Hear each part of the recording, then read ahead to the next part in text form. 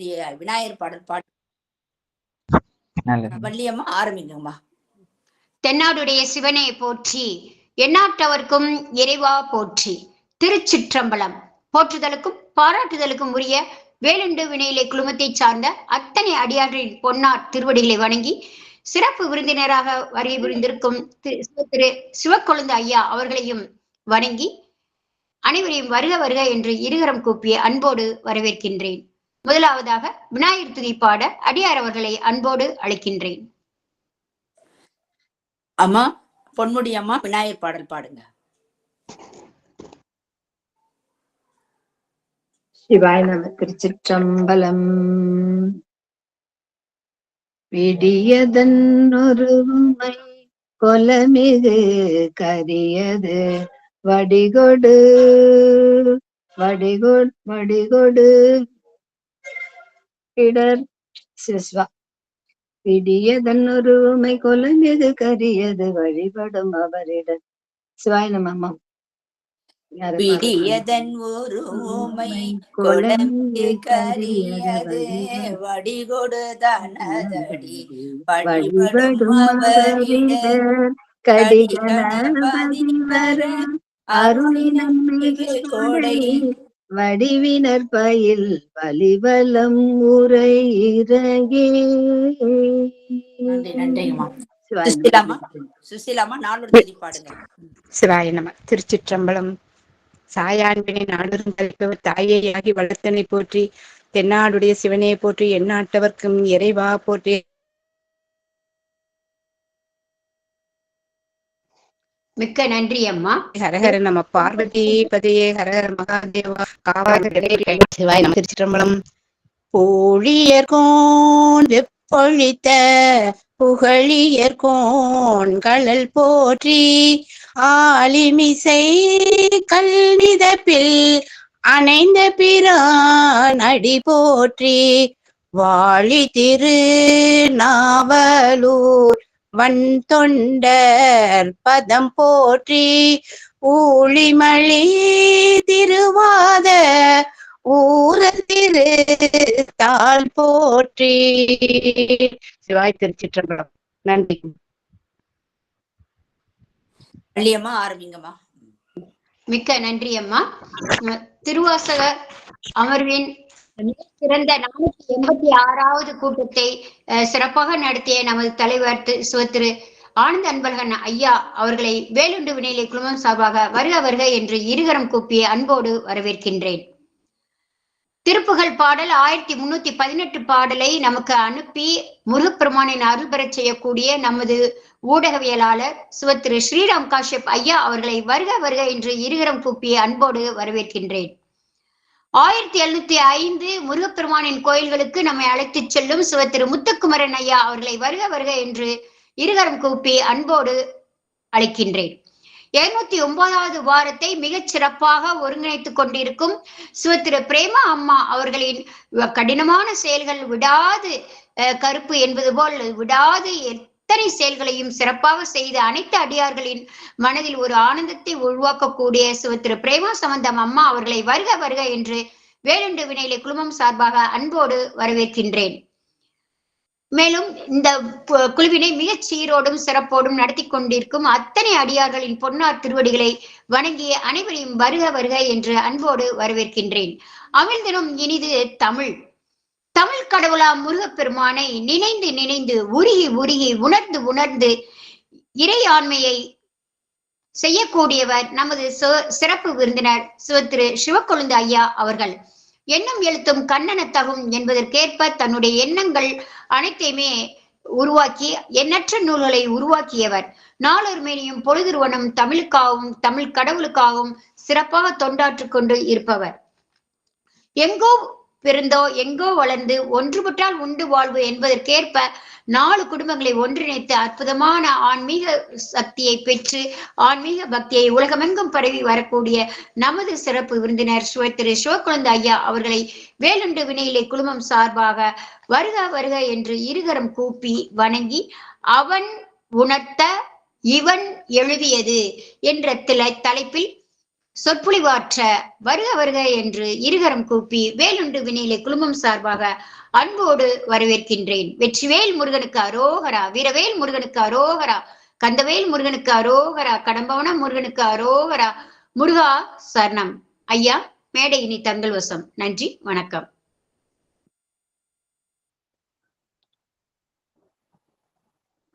வருவிக்க ஐயா செய்பவனது திருவருளாலும் video on பண்ணி பேசுங்க. வீடியோ ஆன் பண்ணிக்கிங்க.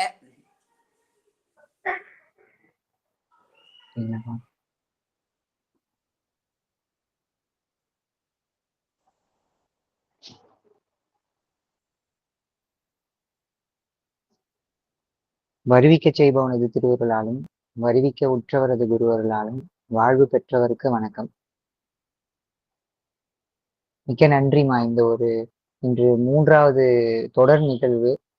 இப்படி ஒரு வாய்ப்பு வந்துட்டு இந்த 12 ஆண்டுகள் பயணத்துல வந்துட்டு இப்பதான் முதல் முறை ஒரு ஒரு குழுமமா இயங்கிட்டு வேலுண்டு வினையில்லை ஒரு குழுமத்துல இருந்து நமக்கு ஒரு வாய்ப்பை கொடுத்து பேச வச்சு கேட்கறது வந்து பாத்தீங்கன்னா இந்த 12 ஆண்டுகள்ல இதுதான் முதல் முறை.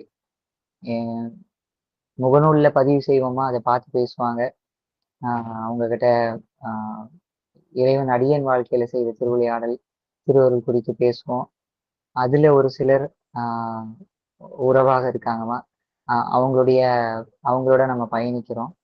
அதை அடுத்து முதல் முறையாக இந்த ஒரு குழுமம், அந்த குழுமத்துல இருக்கிற திருக்கூட்டம் எல்லாம் இணைந்து பேச சொல்லி கேட்டு அது ஒரு 3வது கிழமை சுற்று வரைக்கும் நகர்ந்து வந்திருக்குன்னா அது இறைவன் திருவருள், அடியார் பெருமக்கள் தங்களுடைய இந்த பேரன்பு தான். அடியன் வந்துட்டு இந்த இறைவன் திருவடிக்கும் அடியார் பெருமக்கள் திருவடிகளையும் அடியன் வணங்கி கொள்றோமா. அடுத்து நம்ம அம்மா சொன்னாங்க உலகெங்கும் அப்படிலாம் இல்லைம்மா.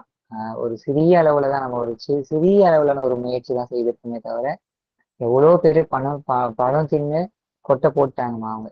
அதெல்லாம் பார்த்துதான் நம்ம வாழ்க்கை நம்மளை இன்னைக்கு நாம மாத்திக்கிட்டாதான் நம்மளோட அடுத்த தலைமுறை தங்களை மாத்திக்குவாங்க. ஏன்னா நம்ம திடீர்னு போயிட்டு வலிந்து திணிக்க முடியாது, தட்டி கேட்க முடியாது. ஆனா நாம வாழ்றத பார்த்து அவங்க வந்துட்டு வளர்ந்துருவாங்க அவங்க. அதனால நம்மளை மாத்திக்கணுங்கிற ஒரு சின்ன முயற்சி தானே தவிர மாற்றிக்கொண்டோமா அப்படின்னா அப்படிலாம் எதுவுமே கிடையாதுமா. இன்னும் மாற்றிக்கலாம் இல்லை. ஒரு இப்பதான் மாத்திக்கணும்னு தெரிஞ்சுக்கிட்டு இருக்கோமே தவிர இது வரைக்கும் அது கூட தெரியாம இருந்தது. அந்த அளவுல இந்த ஒரு படி ஏறி இருக்கோம்மா, தெரிஞ்சுக்கிட்டு இருக்கோம், அவ்வளவுதான். இப்ப அதற்கான ஒவ்வொரு படி ஏறி இறங்கி ஏற முடியாம ஏறி ஒருத்தர் கை பிடிச்சி அவங்க நம்ம கை பிடிச்சிக்கிறாங்கம்மா, நாம அவங்க கையை பிடிச்சிக்கிறோம், தள்ளாடி கீழே விழுறோம், திரும்ப எழுந்து என்ன ஒண்ணு இங்க எத்தனை முறை கீழே விழுந்தாலும் இதுதான் வழின்னு தெரிஞ்சிருச்சுமா. அதனால திரும்பவும் பின்வாங்கி திரும்பவும் உலகியலுக்குள்ள இன்னைக்கு நடைமுறையில இருக்கிற இந்த வாழ்வியலை நோக்கி நம்ம திருவழியை தவிர தொடர்ந்து இதுல எத்தனை முறை விழுந்தாலும் இதுதான் நமக்கு வாழ்க்கையை கொடுக்கும், இதுதான் நமக்கு நன்மையை செய்யும், இதுதான் நமக்கு நிறைவை தரும், அடுத்த தலைமுறையை வந்துட்டு சிறப்பாக ஒரு வாழ்வை நோக்கி நகர்த்தும் அப்படிங்கிறதுலாம் உணர்ந்ததுனால அதுலயே நிக்கிறோம். ஒவ்வொரு அடி எடுத்து வைக்கிறோம், 10 அடி கீழே இறங்குறோமா. இந்த அளவுலதான் நம்ம இப்ப இருக்கோம். இறைவன் இந்த அளவுலதான் நம்மளை இப்ப வச்சிருக்காரு. அதுவே நிறைவா இருக்கு, பெரும் நிறைவா இருக்கு. அது வழி என்னன்னு தெரிஞ்சதே நிறைவு. அதை தொடர்ந்து நம்ம நகர்ந்து செல்வது வந்துட்டு மெல்ல நகர்ந்து செல்வதும் ஒரு பெரும் நிறைவா இருக்கு. உலகியல்ல நம்ம எவ்வளவு ஆழமா போயிருந்தாலும் இன்னைக்கு அது கொடுக்காத ஒரு இன்பத்தையும் அது கொடுக்காத ஒரு நிறைவையும் வந்துட்டு உண்மை வழி எதுன்னு தெரிஞ்சு அதுல ஒரு அடி எடுத்து வச்சு கீழே விழுந்தாலுமே ஒரு நிறைவா இருக்கு. சரி, நம்ம நல்ல வழி நோக்கி தானே கீழே பயணிக்கிறோம், அதுல தானே தடுமாறி விழுறோம் அப்படிங்கிற ஒரு இதாதான் எடுத்துட்டு போக முடியுதே தவிர தோல்வி இதுக்கடுத்து எழ முடியாது அப்படிங்கிற எண்ணமே இல்லை. சிறப்பா இருக்குமா, மிக சிறப்பா, மிக நிறைவான ஒரு வாழ்க்கை. அதுல வந்துட்டு இதுக்கு எல்லாமே வித்தாக அமைந்தது எது அப்படின்னா இறைவன் அடியனுக்கு செய்து கொண்டு அவன் அடியன் வாழ்க்கையில செய்த திருவிளையாடல் அதை செய்து வரும் திருவருள் தான் வந்துட்டு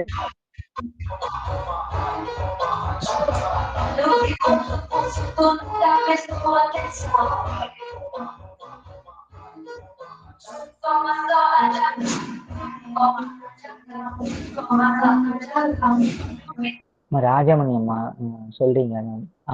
சரி. அவன் செய்து வரும் திருவருள் தான் வந்து பாத்தீங்கன்னா நமக்கு இல்லாமலே பேசலாங்கய்யா. நீங்க மைக் இல்லாமலே பேசுங்க, நல்லா போன வாட்டி மாதிரி பேசுங்க. சரிங்க. நல்லா கேக்குதுங்க. நீங்க இப்ப மைக் வச்சா அந்த ஒயர் ஆடக்குள்ள கொஞ்சம் அதிர்வா இருக்குது. பேசுங்க, இப்ப பேசுங்க. இப்ப பேசுங்கய்யா. இப்ப கேக்குதுங்களாமா? நல்லா கேக்குதுங்கய்யா, இப்படியே இருக்கட்டுங்கய்யா. இது எல்லாத்துக்குமே இன்னைக்கு நாம் செய்து முன்னெடுத்திருக்கிற பணிகளுக்கு எல்லாமே வித்தாக அமைந்தது நம்ம எழுத்து பணிகள் தான். அந்த எழுத்து எங்க இருந்து வந்ததுன்னா, நம்ம இங்க திரைப்படங்களுக்கு வந்துட்டு பாடல் ஏற்றுவாங்க இல்லைங்களா? ஒரு இயக்குனர் வந்துட்டு ஒரு கருவை கொடுத்துட்டா அதை சுற்றி பாடலாசிரியர் வந்துட்டு ஒரு பாடலை இயற்றி அது திரைப்படத்துல வந்துட்டு ஒளிபரப்புவாங்க. அது போல இது கிடையாது.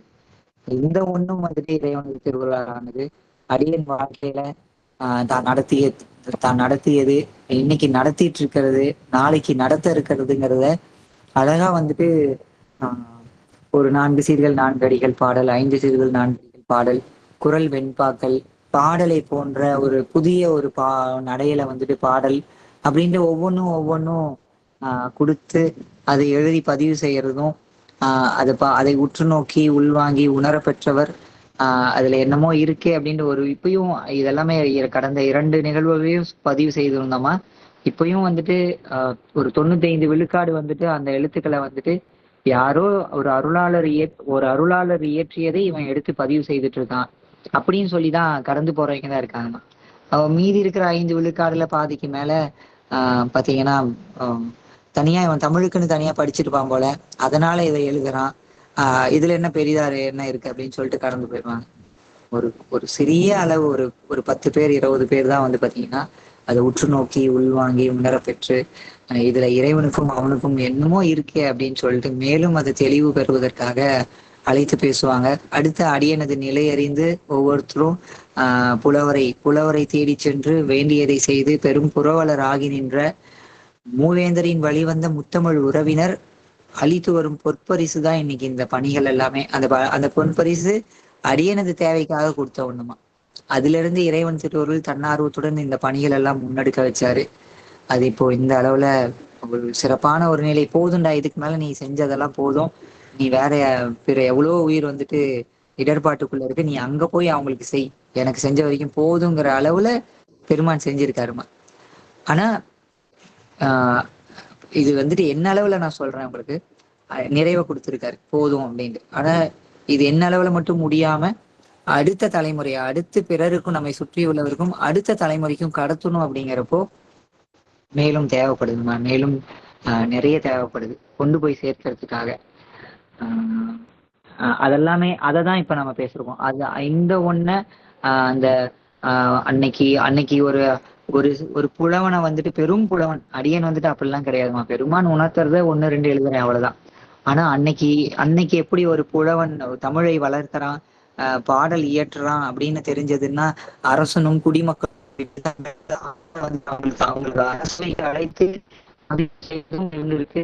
அடுத்து அவங்க புலவனின் இல்லம் தேடி அவங்க வேணும் எது வேணுங்கிறத கேட்டு செஞ்சிருக்காங்க. அதே போல இங்க இருக்காங்க. அடியனுக்கு வந்துட்டு ஒரு சிலர்லாம் வந்துட்டு நீ வந்துட்டு அரசவை புலவன், அடியன் அரசன், உனக்கு வேண்டியதை செய்ய வேண்டிய கடமை அப்படின்னு சொல்லி செய்தவர்கள்லாம் இருக்காங்க. இன்னமும் இருக்காங்க, இப்பயும் இருக்காங்க. அதை இன்னும் நான் விரிவுபடுத்திக் கொள்ள மேற்கொண்ட பணிகள் அத்தனையும் மிக பெரிது. அது இன்னும் இந்த எழுத்துக்களை உற்று நோக்கி உள்வாங்கி உணரப்பெறுபவர்கிட்ட கொண்டு போய் சேர்க்கும் போது எனக்கானது செய்யும். அதை கொண்டு மேற்கொண்டு இருக்கிற இடர்பாடுகள் எல்லாத்தையும் நீக்கி இன்னும் பணிகளை சிறப்பா செய்வதற்காக தான் இந்த நிகழ்வுகளை வந்துட்டு முன்னெடுத்திருக்கிற ஒண்ணுமா ஆனந்தையா. அதுக்காக தான் இந்த நிகழ்வுகளை வந்து முன்னெடுத்தாரு. இது வரைக்கும் நம்ம செய்துட்டு இருந்த செயல்கள் குறித்து தான் நம்ம ஓரளவுக்கு ஒரு சிறிய அளவுல அவங்க கிட்ட பேசியிருக்கோம். என்னன்னா நமக்கு நாட்டு மாடு வந்தது, அடியது பிறந்தநாள் பரிசாக வந்தது, அது 1.5 ஆண்டு பக்கம் நம்ம கூட இருந்து அது என்னென்ன அதன் மூலியமா என்னென்ன நற்செயல்கள்லாம் நற்பணிகள்லாம் செய்தோம் அப்படிங்கிறத இன்னும் நிறைய நான் உங்ககிட்ட பகிர்ந்துக்கல. இருந்தாலும் இன்றைய நிகழ்வுல வந்துட்டு இது எல்லாத்துக்கும் வித்தாக இருந்தது இறைவனுடனான அடியனது உரையாடலும் உறவாடலும் மட்டும்தான். அந்த சொற்கள் அதை குறித்து இன்னைக்கு உங்ககிட்ட பேச இருக்கோமா. அதுல ஒரே ஒரு தலைப்பு இன்னைக்கு எடுத்துக்கிறேன் உங்களுக்கு. இந்த ஒரு தலைப்பும் இதுக்கு கீழே இருக்கிற சொற்களும் வந்து பாத்தீங்கன்னா கடந்த 2 நிகழ்வுகளோட பொருந்திதான் வரும். அதோட தொடர்ச்சியாக இருக்கும், இல்லைன்னா அதே போன்று இருக்கும், ஆனா சுவை மிக்கதாக இருக்கும். இந்த சொற்கள் எப்படி இந்த இந்த கருத்து எதனால தோன்றியது, அதை தொடர்ந்து எப்படி வளர்ந்து வந்தது அப்படிங்கிறத வந்துட்டு நான் இந்த ஒரு தலைப்பு, இந்த தலைப்பு வந்து என்னன்னா குமரி கண்டத்து காதல். கேக்குதுங்களா? குமரி கண்டத்து காதல். நன்றிமா. குமரி கண்டத்து காதல். இந்த நான் அடுத்து வந்துட்டு என்ன செய்தி, அதுக்குள்ள இருக்கிற செய்தி வந்துட்டு உங்களுக்கு படிக்கிறேன். இந்த நிகழ்வு, இந்த எந்த ஒரு கருத்து எனக்கு கொடுத்தாலுமே வந்துட்டுமா, எந்த ஒரு கருத்து அதை தொடர்ந்து அது பாடலை தொடர்ந்து விளக்கம் அப்படிங்கறது இறைவன் எனக்கு உணர்த்துறாரு அப்படின்னா அதுக்கு முன்னாடி ஒரு திருவிளையாடல் நடந்திருக்கும். இதுதான் முதல் நாள் தலைப்பு, திருவாளனது திருவிளையாடலும் திருவருளும். இது எல்லாத்துமே இந்த ஒரு தலைப்புலயே எல்லா நிகழ்வையுமே முன்னெடுத்துட முடியும். இத்தனை தலைப்பு மாத்தி மாத்தி கொடுக்க தேவையே இல்லைம்மா. இருந்தாலும் கேட்டதுக்காக உங்களுக்கு கொடுத்தேன். இந்த ஒரே ஒரு தலைப்பு போதும், திருவாளனது திருவிளையாடலும் திருவருளும் மட்டுமே போதும். இது கூட எல்லாமே அடையும். இந்த ஒன்றுக்குள்ளாரே எல்லாத்தையுமே பேசலாம். அப்படி ஒவ்வொரு திருவிளையாடலை தொடர்ந்து எனக்கு திருவருள் செய்வார். ஒரு நெருக்கடி விழும், ஒரு அடி விழும், அதை கொண்டு என்ன அணைச்சிப்பான். ஒரு திருவிளையாடல் நடத்துவாரு, அதுக்கடுத்து ஒரு திருவருள் செய்வார். இப்படியேதான் தொடர்ந்து எல்லா கருத்துக்களுமே இப்படிதான் வந்துட்டு உருவானதாக இருக்குமா. அதுல இந்த ஒண்ணு வந்துட்டு கடந்த ஒரு அடியன் வந்துட்டு ஓரிரை கொள்கையில வந்துட்டு ஒன்றி இருப்பவன் அடியன். சிவம்னா சிவம் தான், அதை தாண்டி வேற எதுவுமே கிடையாது. அதுக்குன்னு பிற பிற வழிபாட்டாளர்களை வந்துட்டு பிற வழிபாட்டாளர் மேற்கொள்ளக்கூடிய இறைவனை வந்துட்டு பாத்தீங்கன்னா நம்ம தூற்றுவதோ வேற தாழ்த்தி பேசுவதோ அதெல்லாம் எதுவுமே அடியன் வந்துட்டு செய்ய மாட்டான். அடியனுக்கு சிவம்னா சிவம் தான், வேற எதுவுமே கிடையாது அப்படிங்கிற ஒரு நிலைப்பாட்டுல இப்ப இருப்பதை காட்டிலும் கொஞ்சம் முன்னாடி வந்து பாத்தீங்கன்னா ஊன்றி இருந்தேன் அந்த ஒரு நிலைப்பாட்டுல. அவ்வளோ உறுதிப்பாடு, அதெல்லாம் அடியனுக்கு திருவருள் செஞ்சதுமா. அந்த ஒரு கற்பு நெறின்னு சொல்லுவாங்க, இந்த ஒரு உயிருக்கு அந்த ஒரு இறை அப்படிங்கிற ஒரு நிலைப்பாடு. அப்படிதான் இது வந்துட்டு எந்த ஒரு நூலறிவும் இல்லாம வெளியில இருந்து புறத்துல இருந்து எந்த ஒரு அறிவாகவும் வராம உள்ள இருந்தே அது தொடங்கிய ஒன்று. அடி விழுந்த பிறகு தன் திருவடியை காட்டி பிடிச்சு வச்சதுல இருந்து அது தொடர்ந்த ஒண்ணு. அப்படி இருந்த அடியனுக்கு வந்து பாத்தீங்கன்னா அடியார் பெருமக்கள் முகநூல் வழியாக தான் நிறைய தொடர்பு. அதுல முதல் 6 ஆண்டுகள் எங்கேயுமே போனது இல்லைம்மா. கடந்த 6 ஆண்டுகள்ல வந்துட்டு இந்த எழுத்துக்காக ஒவ்வொருத்தரும் ஒன்னொன்னும் செய்ய முன் வந்த பிறகு பார்க்கணும்னு கேட்பாங்க. திருவண்ணாமலை வரோம், நீங்க வாங்க நம்ம பார்க்கலாம் அப்படின்லாம் சொல்லி கேட்பாங்க. அதையும் ஒரு அடியார் அழைத்து அவரை போய் பார்த்துட்டு வரதா இருக்காது. அவங்க அழைத்து அந்த இடத்துக்கு ஒரு குறிப்பிட்ட நாளுக்குள்ள ஒரு இன்னும் 4-5 அடியார்களை இறைவனை இணைச்சு அவங்களையும் ஒரு கல்லில் பல மாங்கனிகள் போல அப்படி ஒரு திருவருள் செய்வார். நீ போனா ஒருத்தர் மட்டும் பார்த்துட்டு வர வேணாண்டா, இன்னும் 4-5 பேர் உன்னை பார்த்து எல்லாரும் பார்த்து பேசிட்டு வர மாதிரி ஒரு சூழலை உருவாக்கிடுவாருமா இறைவன். அப்படி ஒரு முறை திருவண்ணாமலை போயிருந்தோம்மா. இது கிட்டத்தட்ட ஒரு 5 ஆண்டுகளுக்கு முன்ன திருவண்ணாமலை அடியார்கள் அழைத்திருந்தாங்கன்னு போயிருந்தோம். அப்போ வந்துட்டு எனக்கு என்னன்னா ஓரிரை கொள்கைன்னு வந்தாச்சு. ஓரிரை தான், இறைவன் சிவம் மட்டும்தான், அம்மையப்பன் மட்டும்தான். அப்படி இருந்த எனக்கு வந்து பாத்தீங்கன்னா அண்ணாமலையார் திருக்கோயில்ல வந்து பாத்தீங்கன்னா இறைவனுடைய திருவுருவ படம் அப்படின்னு கேட்டா அந்த படம் எப்படி இருக்குன்னா 2 உருவங்களாக இருக்குமா. உங்களுக்கு தெரியும், அண்ணாமலையாருக்கு தனியா அந்த ஒரு உருவமும் உண்ணாமுலை அம்மனுக்கு ஒரு பெண் வடிவமும் கொடுத்து 2 உருவங்களாக இருக்கும். தெரியும் தானம்மா உங்களுக்கு? அந்த படத்துல அப்படிதான் இருக்கும். ஆமாங்கய்யா. ஆமா, எனக்கு இது வந்துட்டு என்னால பொறுத்து கொள்ளவே முடியல. இறைவனை வந்துட்டு 2ஆக பிரிச்சு வச்சிருக்காங்களே அப்படின்னு சொல்லிட்டு அதை வந்துட்டு பொறுத்துக்கவே முடியல. என்ன பண்ணோம்னா அந்த 2ஆ இருக்கிற அந்த படத்துல வந்துட்டு உண்ணாமுலை அப்படிங்கிற அந்த பகுதியை வந்துட்டு நான் வெட்டி எடுத்துட்டேன். நான் வெட்டி எடுத்து அழகா கீழே வந்து அந்த ஒரு ஐயனை குறிப்பிடக்கூடிய அந்த வடிவத்தை மட்டுமே வச்சு கீழே வந்துட்டு உண்ணாமுலை உமையாளோடு உடனாகிய ஒருவன் அப்படின்னு சொல்லி தட்டச்சு பண்ணி அதை அச்சிட்டு படமா எடுத்து மக்கள் கையில கொடுத்துட்டோமா. பார்க்க வந்திருந்த மக்கள்கிட்ட கொடுத்துட்டோம். அவங்களுக்கு எல்லாம் கடும் சின்னம். ஏன்னா அவங்க எப்படி இறைவனை வந்துட்டு பார்த்திருக்காங்க அப்படின்னா அம்மை வேறாகவும் அப்பன் வேறாகவும் ஒரு தாயும் தந்தையும் இருவருமாக தான் அவங்க பார்த்துருக்காங்களே தவிர பாத்தீங்கன்னா தனித்து பார்க்கவே இல்லை. அம்மாவை விட்டுட்டு அம்மைக்கான உருவத்தை தனியா விட்டுட்டு இறைவனை பார்க்கவே கிடையாது. அவங்க அம்மாக்கான அந்த உருவம் பெண் உருவத்தையோடதான் வந்துட்டு இறைவனை பார்த்திருக்காங்க. அவங்களுக்கு கடுஞ்சினம் எந்த அளவுக்கு சினம்னா, நீ ஏன் தெரியுமாடா இப்படி இருக்க, இதனாலதான் இப்படி இருக்க, நீ அம்மையும் அப்பனையுமே பிரிச்சுட்டல்ல, கடைசி வரைக்கும் இப்படிதான் இருப்ப அப்படிங்கிற அளவுல வந்துட்டு அவங்க ஏசும் அளவுல வந்துட்டு அந்த அவங்களுக்குள்ள அந்த ஒரு வருத்தம் உண்டாயிடுச்சு. இப்படி ஒரு நெருடலா ஒரு விளையாட்டு செய்துட்டு நான் அந்த இடத்துல என் பால் ஏதாவது பிழை இருக்கானா? அப்படி இல்லை. தெளிவா கீழே போட்டிருக்கமா, உண்ணாமுலை காளி பிள்ளையால் இயற்றிய திருக்கடை காப்புல இருந்து அந்த பாடலை வந்துட்டு குறிப்பிட்டே போட்டிருக்கேன். உண்ணாமுலை உமையாளோடு உடனாகிய ஒருவன் அப்படிங்கறத நம்ம குறிப்பிட்டே போட்டிருக்கோம். இருந்தாலும் எத்தனையோ காலங்களா வந்துட்டு இப்படியே பார்த்து அதை விட்டு வெளில வர முடியல அவங்களால. அதனால அந்த ஒரு வருத்தத்தை வந்துட்டு வெளிப்படுத்தியிருந்தாங்க. இப்படி ஒண்ணு நடந்துச்சு அப்படின்னா அடுத்து எனக்கு வந்துட்டு ஒரு சொற்களை கொடுத்துக்கிட்டே இருப்பாருமா, கருத்துக்களை இறைவன் கொடுத்துக்கிட்டே இருப்பார், விடை அளிச்சுட்டே இருப்பேன் நான். அது அழகான சொற்களாக மலரும். நான் அடுத்து அதை வந்துட்டு முழுமையா அடுத்து படிக்கிறேம்மா. நான் இது என்ன நடந்தது மட்டும் சொல்லிட்டு அடுத்து நான் அந்த செய்திக்குள்ள போயிட்டு படிக்கிறேன் உங்களுக்கு. அப்ப அவங்களுக்கு வந்துட்டு விடை கொடுக்க வைப்பார். இப்படி ஒரு நெருடலா ஒரு திருவிழாவில் நடந்ததுன்னா அடுத்து ஒரு திருவருள் நடக்கும். என்ன திருவருள்னா அதுக்கு ஏற்ற ஒரு விடையை வந்துட்டு அழகான சொற்களா, அழகான கருத்துக்களா, செறிந்த கருத்துக்களா தருவார், இறைவன் உணர்த்துவார். உள்ளிருந்து அந்த சொற்கள் வந்துட்டு ஊற்றெழும். அது அப்படியே வந்துட்டு மடைத்திருந்தது போல நான் அடியன் வாய் திறந்து அதை வந்துட்டு பேச வைப்பாருமா இறைவன். அந்த கருத்து என்னன்னா, இப்ப வந்துட்டு ஒரு மலர் அப்படின்னா அதனுடைய பண்பு என்னன்னு சொல்லுங்கம்மா. மலர் அப்படின்னா அதனுடைய பண்பு மலர்னா யாராவது ஐயா, மலர்னா மென்மை, வாசனை, நிறம், மனம், அதனுடைய வடிவம், அழகு. எல்லாரும் ஆஃப் பண்ணிக்கங்க. ஒரு அடியார் மட்டும் நான் கூப்பிடுறேன். சுசீலாமா பேசுங்க. சுசீலாமா பேசுங்க. இப்ப எல்லாரும் பேசுனீங்களா? இப்ப பேசுங்க. சிவாயம் ஐயா, மலர் வாசனையாக இருக்கும், அழகா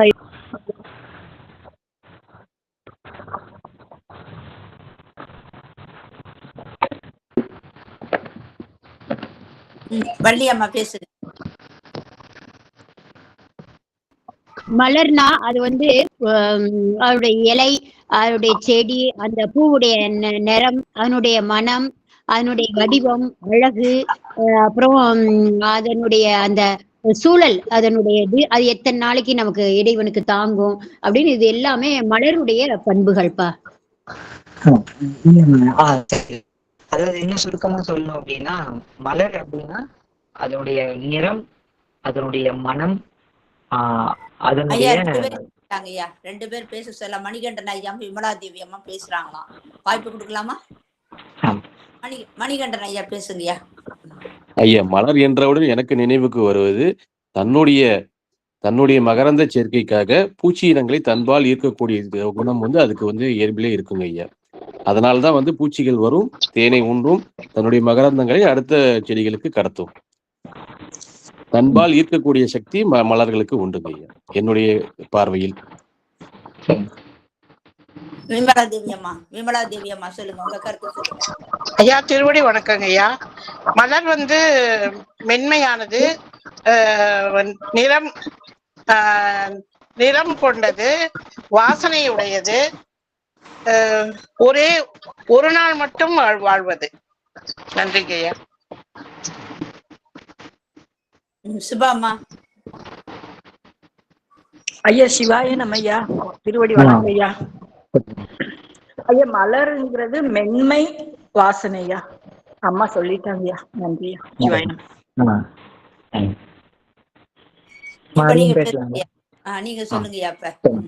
சுருங்க சொல்லணும் அப்படின்னா ஒரு பொருள், அதாவது இப்ப மலருங்கிறத நான் எடுத்துக்கிட்டோமா, எந்த ஒரு பொருளுக்கும் ஒரு பண்பு நலன்னு சொல்லுவாங்க. இப்ப குறிப்பா மலருக்கு அப்படின்னு எடுத்துக்கிட்டோம். மல்லிகைக்கு பண்பு என்ன அப்படின்னா 3 இருக்குமா. ஒன்று வடிவம், அடுத்து அதனுடைய நிறம், அடுத்து அதனுடைய மனம்.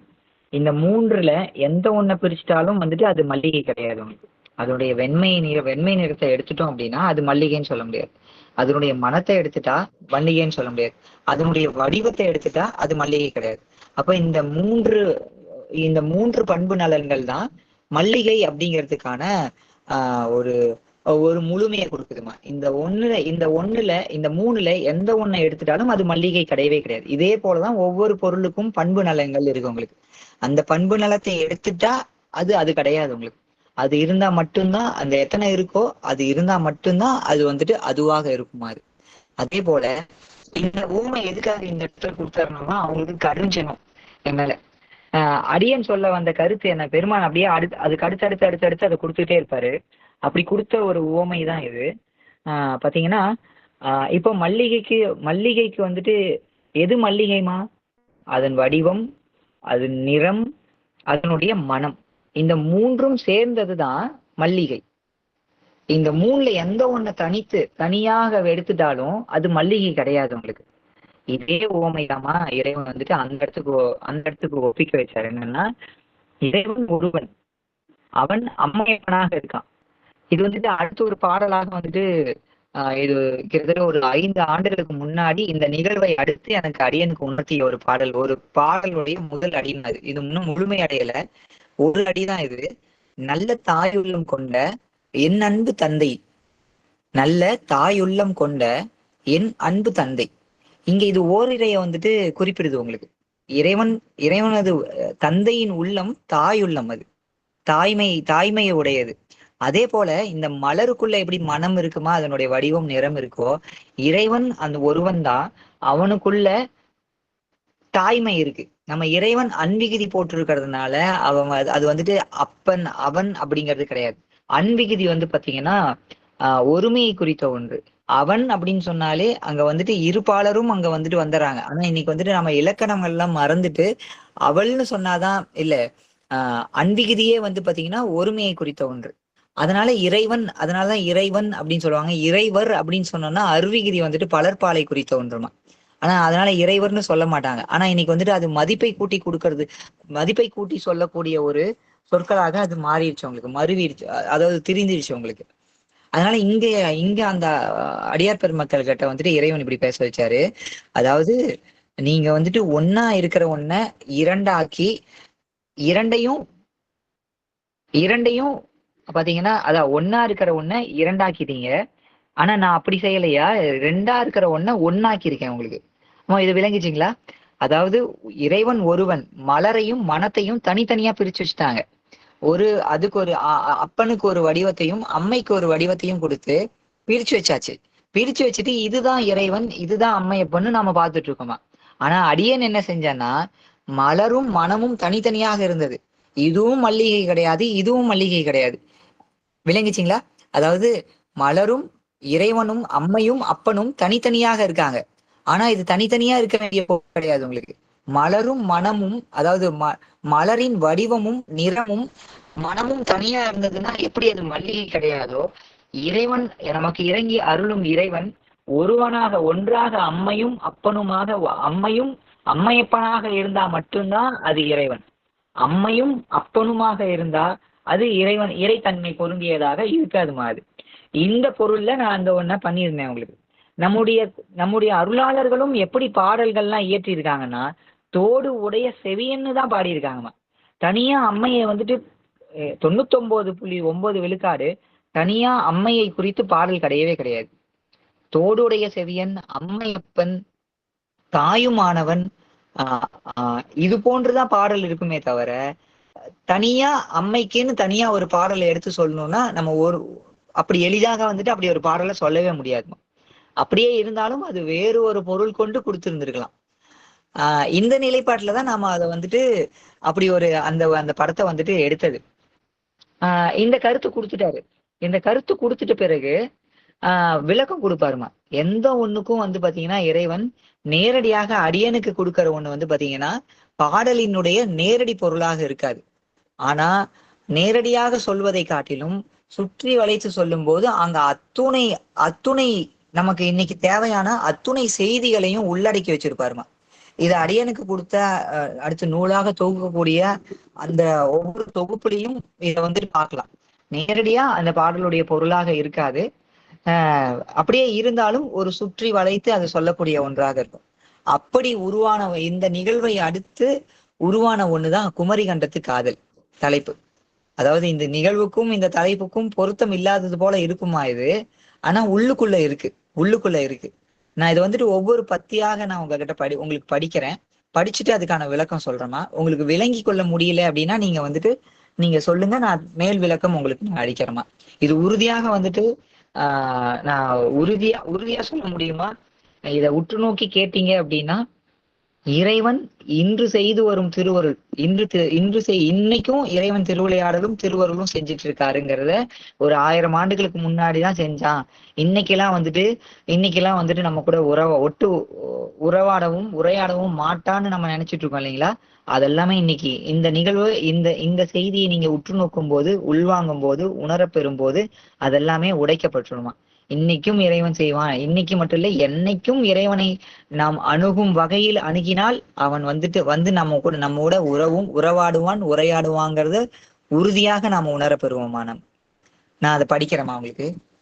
இது வந்துட்டு பொதுவாண்டு 2022 வந்துட்டு அடியன் பதிவு செய்த ஒன்று. கிட்டத்தட்ட 6 மாதங்கள் ஆச்சுமா.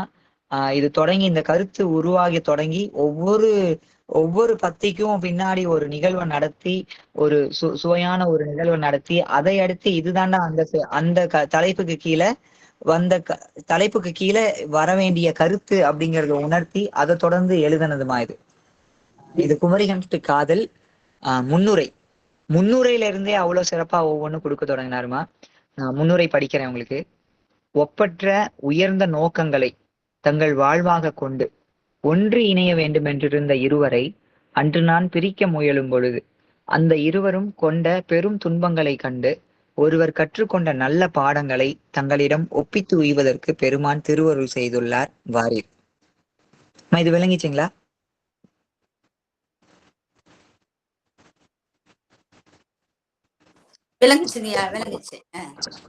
நான் இருந்தாலும் பொருள் சொல்லிடுறேமா. அதாவது ஒப்பற்ற உயர்ந்த நோக்கங்களை கொண்டு ஒன்றிணையணும்னு நினைச்சிருந்த இருவரை அன்னைக்கு அடியன் வந்துட்டு பிரிக்கணும்னு முயற்சி செய்தமா. அப்படி பிரிக்கணும்னு முயற்சி செய்யும் போது அந்த இருவரும் கொண்ட துன்பங்களை கண்டு என்னோட நண்பன் ஒருத்தன் வந்துட்டு ஒருவன் கற்றுக்கொண்ட நல்ல பாடங்களை தங்களிடம் ஒப்பித்து உய்வதற்கு பெருமான் திருவருள் செய்துள்ளார் வாரீர். அப்படி அந்த ஒருத்தன் கத்துக்கிட்ட நல்ல பாடத்தை வந்துட்டு உங்ககிட்ட ஒப்பித்து உய்வதற்கு இறைவன் திருவருள் செய்திருக்கார். இதுதான் முன்னுரையினுடைய பொருள். அடுத்து உடன் உரைகின்ற ஒன்றை பிரித்து அதை மிக அருகில்தான் வைத்திருந்தேன் என்றாலும் அதற்கு வெகு தொலைவு என்றுதான் பொருள் என்பதை அறியா மூடன் நான்.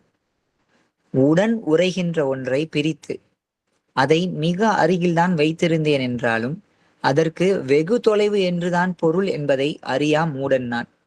இதுக்கு கொடுத்த பாடல், இந்த கருத்துக்கு அடுத்து, இந்த நிகழ்வுக்கு அடுத்து அடியனுக்கு இந்த கருத்தோட தொடர்ச்சியாக கொடுத்த உணர்த்தி அருளிய பாடல் என்னன்னா, அடியனுக்கு அருள் செய்த பாடல்களையே வந்துட்டு இது சிறிய பாடல். ஆனா இதனுடைய விளக்கம் இதுவரைக்கும் விளக்கங்கள் எழுதிய விளக்கங்கள்ல மிக பெரியது. கிட்டத்தட்ட ஒரு 20 பக்கம் வருமா இது. அந்த பாடல் நறுமணத்து அம்மன் உடன் உரைகின்ற குறு மலர் அப்பன் திருவடியை நாம் சிறுபொழுதும் இடைவிடாது இறுகப்பற்ற அரும் பிறப்பு இறப்பு இரண்டும் உடனே. நான் மீண்டும் ஒரு முறை பாடல் படிக்கிறோமா. நறுமணத்து அம்மன் உடன் உரைகின்ற குறு மலர் அப்பன் திருவடியை நாம் சிறுபொழுதும் இடைவிடாது இறுகப்பற்ற அரும் பிறப்பு இறப்பு இரண்டும் உடனே. இந்த பாடலுடைய நேரடி பொருள் என்னன்னா, நறுமணத்து அம்மன், அதாவது நறுமணம், ஒரு மலரில் ஒரு மலருக்குள்ள இருக்கக்கூடிய மனம். உடன் உரைகின்ற, உடன் அமர்கின்ற வேறமா, உடன் உரைகின்ற வேற. இது பொருள் விளங்கிச்சிங்களா? உடன் உரைகின்ற அப்படின்னா இந்த உடலுக்குள்ள உயிர் இருப்பது போலமா, மலருக்குள்ள மனம் இருப்பது போல. உடன் அமர்கின்ற அப்படின்னா மலரை விட்டு மனம், அதாவது மலரினும் வடிவத்தை விட்டு அந்த மலரின் வடிவத்தை விட்டு மனம் தனியாக இருப்பது போல. இந்த உடலை விட்டு உயிர் தனியாக இருப்பது போல, உடன் உரைகின்ற அப்படின்னா உடலுக்குள்ள உயிர் இருக்கிறது போல, உடன் அமர்கின்ற அப்படின்னா உடலை விட்டு உயிர் தனியாக இருப்பது போல. இதுதான் பொருள்மா. நறுமணத்து அம்மன் உடன் உரைகின்ற குறுமலர் அப்பன் திருவடியை நாம் சிறுபொழுதும் இடைவிடாது இறுகப்பற்ற அரும் பிறப்பு இரண்டும் உடனே.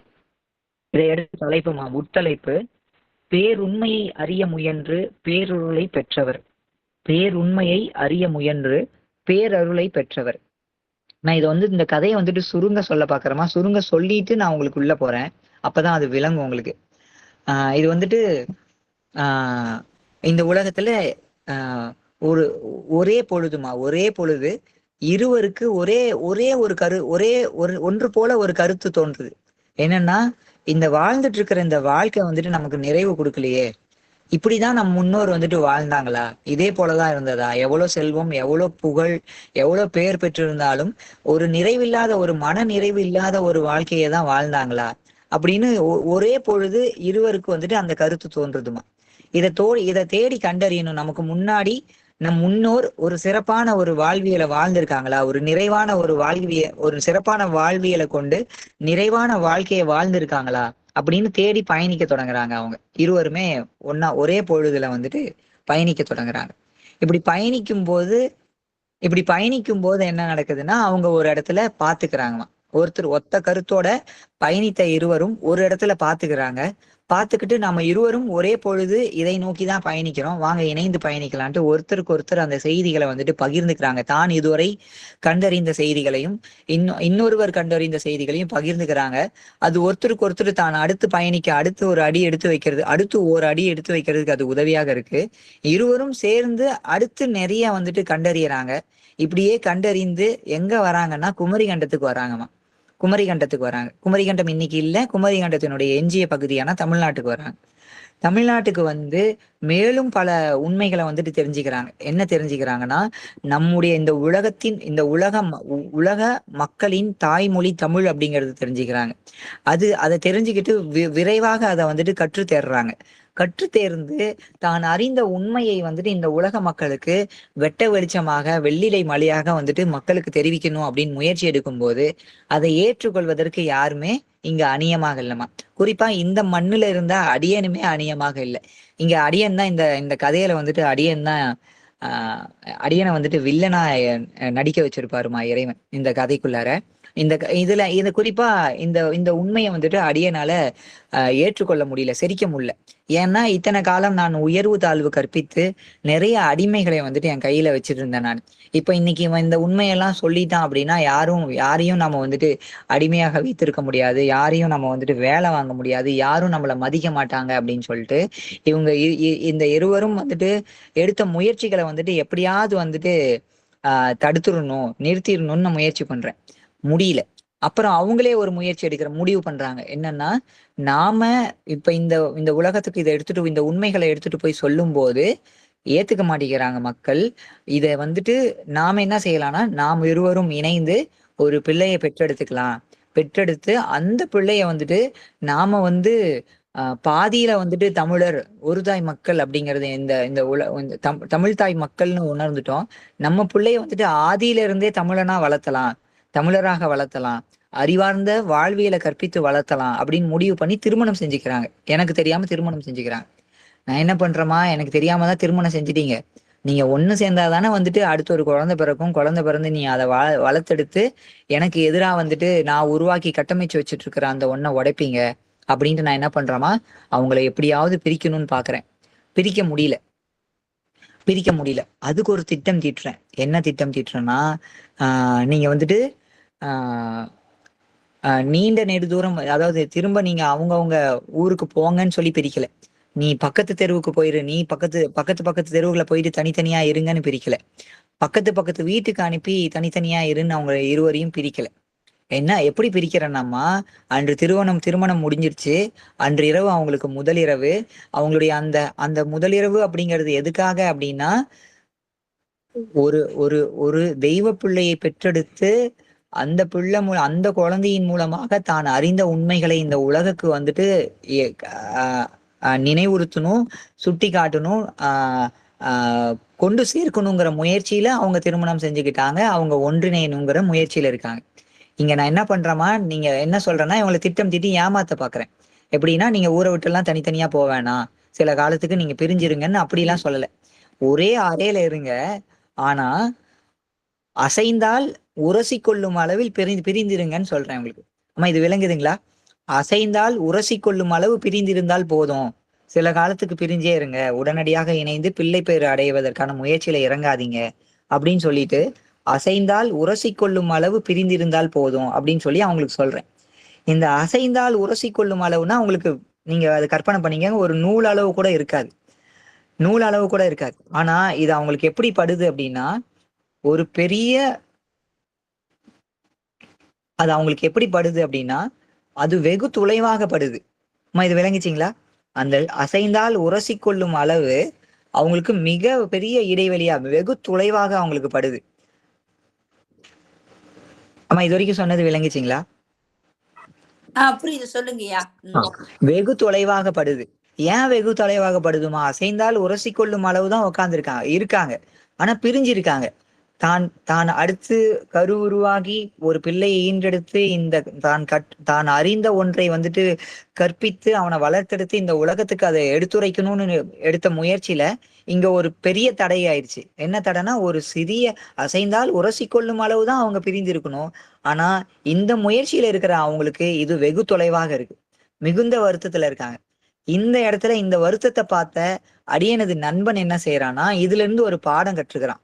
என்ன பாடம் கத்துக்கிறான்னா, அசைந்தால் உரசி கொள்ளும் அளவுதான். ஒரு இதுவே வந்துட்டு இவங்களுக்கு இவ்வளவு பெரிய துன்பத்தை கொடுத்துருக்கு, வெகு தொலைவுங்கிறத உணர்த்தி அது வந்துட்டு பெரும் துன்பத்தை கொடுத்துருக்கு அப்படின்னா, இறைவன் ஒருவன் தான். அந்த ஒருத்தனை என்னைக்குமே நம்ம 2ஆக 3ஆக 4ஆக பிரிச்சு வச்சிருக்கிறோமே. அம்மா, இது விளங்கிச்சிங்களா? இது ஒரு நுணுக்கமான ஒரு கருத்து. இந்த இடத்துல இருந்து அவன் ஒரு பாடம் கத்துக்கிறான். என்னுடைய நண்பன், நான் இவங்களை எப்படியாச்சும் பிரிக்கணும்னு நினைக்கிறேன். ஆனா என் கூட இத்தனை நாள் துணையாக இருந்த நண்பன் என்ன பண்றான், இதுல இருந்து ஒரு பாடம் கத்துக்கிறான். அவங்களுடைய இந்த அசைந்தால் உரசி கொள்ளும் அளவு மிக நூலளவு தான். ஆனா அது வெகு தொலைவுங்கிறத உணர்ந்து அவங்களுக்கு வெகு தொலைவாக இருக்கு, அதை நினைச்சு அவங்க வருந்துறாங்க. அந்த வருத்தத்தை பார்த்த இவனுக்கு அதான் அந்த இடத்துல ஒரு விழிப்பு ஏற்பட்டுருச்சு. இறைவன் வந்துட்டு அருள் செஞ்சுட்டான். ஏண்டா, நான் இந்த ஒரு சிறிய ஒரு பொழுதுதான் அவங்க இணைந்து இருக்க போறாங்க. அந்த ஒரு பொழுதே வந்துட்டு அதுவும் பிரிந்திருக்கிறது ஒரு நூல் அளவு தான். இதுவே அவங்களால தாங்கிக்க முடியலன்னா, என்னைக்கும் அம்மையும் அப்பனுமாக இருக்கிற என்ன அம்மை வேறாகவும் அப்பன் வேறாகவும் பிரிச்சே பார்த்துட்டு இருக்கீங்களே, எனக்கு எப்படி இருக்கும் அப்படிங்கிறது இறைவன் அவனுக்கு உணர்த்த அவன் விளங்கி கொண்ட ஒண்ணு. இதுதாம்மா வந்துட்டு உங்களுக்கு விளங்குச்சிங்களா? திருவண்ணாமலையில நடந்த நிகழ்வு அது எப்படி வந்துட்டு சொல்லி இங்க கொண்டு வந்திருக்கோம் அப்படின்ட்டு. இந்த கதை வடிவம் இப்படிதான் வந்து நிக்குது. இந்த கருத்தை சொல்லக்குள்ள அந்த பிரிதல் அப்படிங்கிறது எந்த அளவுக்கு வலியை கொடுக்கும் அப்படிங்கிறதுக்காக வந்த ஒரு கதை தான் இந்த குமரி கண்டத்து காதல். இந்த இருவரும் அந்த அந்த அந்த அந்த நிகழ்வை வந்துட்டு கொண்டு வர்றது எதனாலனாமா, இந்த பிரிதல் எவ்வளவு பெரிய ஒன்னா இருக்கிற ஒன்னா இரண்டாக 3ஆக பிரிக்கும் போது அதுக்கு எவ்வளவு பெரிய துன்பத்தை நம்ம இழைத்திருக்கோம் அப்படிங்கிறத விளங்கி கொள்றதுக்காக தான் இந்த கதை. அதாவது இந்த திருமண கதைமா, இந்த பிள்ளை பேர் அடையணுங்கிற இந்த கதை. இந்த கதைக்குள்ளாரையும் எதை சும்மா அப்படி மேலோட்டமா அப்படி ஒரு கதையா சொல்லிட்டு போகாம, சும்மா அவங்க சேரணும்னு நினைச்சவங்களை பிரிச்சா எப்படி இருக்கும், அது போலதான் இறைவனுக்கும் இருக்கும்ங்கிறத சொல்லாம, அதுக்குள்ள தமிழ் மொழி சார்ந்த தமிழ் மரபு வாழ்வியல் சார்ந்த நம் முன்னோர்களுடைய அருமை பெருமைகள்லாம் சொல்லி கொண்டு வரதான் இதை வந்துட்டு இறைவன் அமைச்சு கொடுத்துருந்துருப்பாருமா. இப்ப நான் இதை முழுக்க படிக்கிறேன். நீங்க இப்போ உங்களால அதை பொருள் விளங்கி கொள்ள முடியும், எளிதாக விளங்கி கொள்ள முடியுமா? படிக்கிறேம்மா, திரும்ப முதல்ல இருந்து படிக்கிறேன். முன்னுரை. குமரிகண்டத்து காதல் முன்னுரை. ஒப்பற்ற உயர்ந்த நோக்கங்களை தங்கள் வாழ்வாக கொண்டு ஒன்றிணைய வேண்டும் என்றிருந்த இருவரை அன்று நான் பிரிக்க முயலும் போது அந்த இருவரும் கொண்ட பெரும் துன்பங்களை கண்டு ஒருவன் கற்றுக்கொண்ட நல்ல பாடங்களை தங்களிடம் ஒப்பித்து உய்வதற்கு பெருமான் திருவருள் செய்துள்ளார் வாரீர். சிவசிவ. உடன் உரைகின்ற ஒன்றை பிரித்து அதை மிக அருகில்தான் வைத்திருந்தேன் என்றாலும் அதற்கு வெகு தொலைவு என்றுதான் பொருள் என்பதை அறியா மூடன் நான். பாடல். நறுமணத்து அம்மன் உடன் உரைகின்ற குருமலரப்பன் திருவடியை நாம் சிறுபொழுதும் இடைவிடாது இருகப்பற்ற அரும் பிறப்பு இறப்பு இரண்டும் உடனே. உட்தலைப்புமா இது, விளக்கத்துக்குள்ள உட்தலைப்பு முதல் ஒன்று. பேருண்மையை அறிய முயன்று பேரருளை பெற்றவர். நாம் வாழ்ந்து கொண்டிருக்கும் இந்த வாழ்வில் நமக்கு மனநிறைவு என்பது ஒரு சிறிதும் இல்லை என்பதை நன்கு உணர்ந்து கொண்ட அவர் இந்த மாந்தரினம் தோன்றியது முதல் இன்று வரை வாழ்ந்த அனைவரும் நம்மை போன்றே பிறந்து இறந்தார்களா, அல்லது உண்மையில் நல்லதொரு வாழ்வியல் நெறியை மெல்ல வகுத்து கொண்டு மிக மிக நிறைவான வாழ்க்கையை மிக அழகாக வாழ்ந்து சென்றார்களா என்பதையெல்லாம் தேடி கண்டறிய வேண்டும் என்று முடிவு செய்து புறப்பட்டனர். அந்த பயணத்தில் மாந்தரினம் முதலில் தோன்றியது எங்கு என்பது முதல் நம் முன்னோர் பேசிய முதல் மொழி என்ன என்பது வரை அனைத்தையும் அறிந்து கொள்வதற்கு செய்த பெரும் முயற்சிகளில் பல்வேறு குழப்பங்களும் தடைகளும் இருந்தன. ஆயினும் உண்மையை மட்டுமே அறிந்து கொள்ள வேண்டும் என்று செய்த விடாமுயற்சிகளினால் பல உண்மைகளை அறிந்து கொண்ட இருவரும் ஓரிடத்தில் சந்தித்து கொண்டனர். இருவரும் தனித்தனியாக கண்டறிந்த உண்மைகள் அனைத்தையும் ஒருவருக்கொருவர் பகிர்ந்து கொண்ட பொழுது ஒருவர் தான் அறிந்ததை தொடர்ந்து அறிய வேண்டிய பல உண்மைகளையும் மற்றொருவர் தான் அறிந்ததை தொடர்ந்து அறிய வேண்டிய பல உண்மைகளையும் அறிந்து கொண்டனர். இரண்டாவது தலைப்புமா, பெருமரத்தின் சிறு கிளைகள் அல்ல அம்மரத்தின் ஆணி வேர்கள். இறைவன் விதைத்த சிறு விதையில் முளைத்த பெருமரத்தின் பல பகுதிகளில் நாம் சில ஆண்டுகளில் பட்டுப்போகும் சிறு கிளைகளாகத்தான் இருந்துள்ளோம். இது இந்த இடத்துல வந்துட்டு நம்ம எல்லாருமே எடுத்துக்க வேண்டிய இந்த ஒரு கருத்துமா, இறைவன் விதைத்த சிறு விதையில் முளைத்த பெருமரத்தின் பல பகுதிகளில் நாம் சில ஆண்டுகளில் பட்டுப்போகும் சிறு கிளைகளாகத்தான் இருந்துள்ளோம். அதனால்தான் பெரும் துன்பங்களையே பேரின்பங்கள் என்று நீ பிறந்து இறந்தோம் என்பதை நன்கு உணர்ந்து கொண்ட இருவரும் இனி நம் ஆணிவேரை விரைவாக கண்டறிய வேண்டும் என்று முடிவு செய்து ஒன்றாக பயணிக்க தொடங்கினர். பல இடையூறுகளையும் கடந்து தொடர்ந்து செய்த முயற்சிகளினால் நம் மாந்தரினத்தின் தொட்டிலாக விளங்கும் பல்லாயிரம் ஆண்டுகளுக்கு முன்பு பேரழிவிற்கு உள்ளான குமரி கண்டத்தில் இருந்து உலகெங்கும் பரவி சென்ற தமிழர்தான் நம் மாந்தர் இனத்தின் ஆணி வேர்கள் என்றும் அவர் பேசிய மொழியான செம்பொருள் இறங்கி செய்த நல் அருளாலான செந்தமிழ் மொழிதான் நம் தாய்மொழி என்றும் இன்று நான் உணர்ந்து கொண்டு இன்புற்றவாறே அன்று அவர்களும் அறிந்து கொண்டு இன்புற்றனர். மூன்றாவது தலைப்பு மாய்ப்ப, அறிந்து கொண்டிருந்த அனைத்தும் அணிந்து கொண்டிருந்த வேடங்கள். நேற்று வரை நம்மை குறித்து அறிந்து கொண்டிருந்த அனைத்தும் நாம் அணிந்து கொண்டிருந்த பொய்யான வேடங்கள் என்பதை இன்று நான் உணர்ந்து கொண்டு தெளிவு அடைந்தவாறே அன்று அவர்களும் அறிந்து கொண்டு தெளிவு அடைந்தனர். இன்று பல கருவிகளை கொண்டும் நம்மால் கண்டறிய இயலாத அனைத்தையும் அன்றே கண்டறிந்தது நம் முன்னோர்களான தமிழர். ஆனால் நாமோ நம்மை நாம் மறந்தது மட்டும் அல்லாது நம் முன்னோர் கண்டறிந்த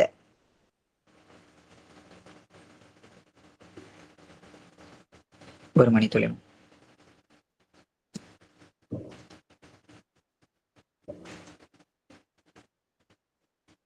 இன்று நாம் பல கருவிகளை கொண்டும் நம்மால் கண்டறிய இயலாத அனைத்தையும் அன்றே கண்டறிந்தது நம் முன்னோரான தமிழர்.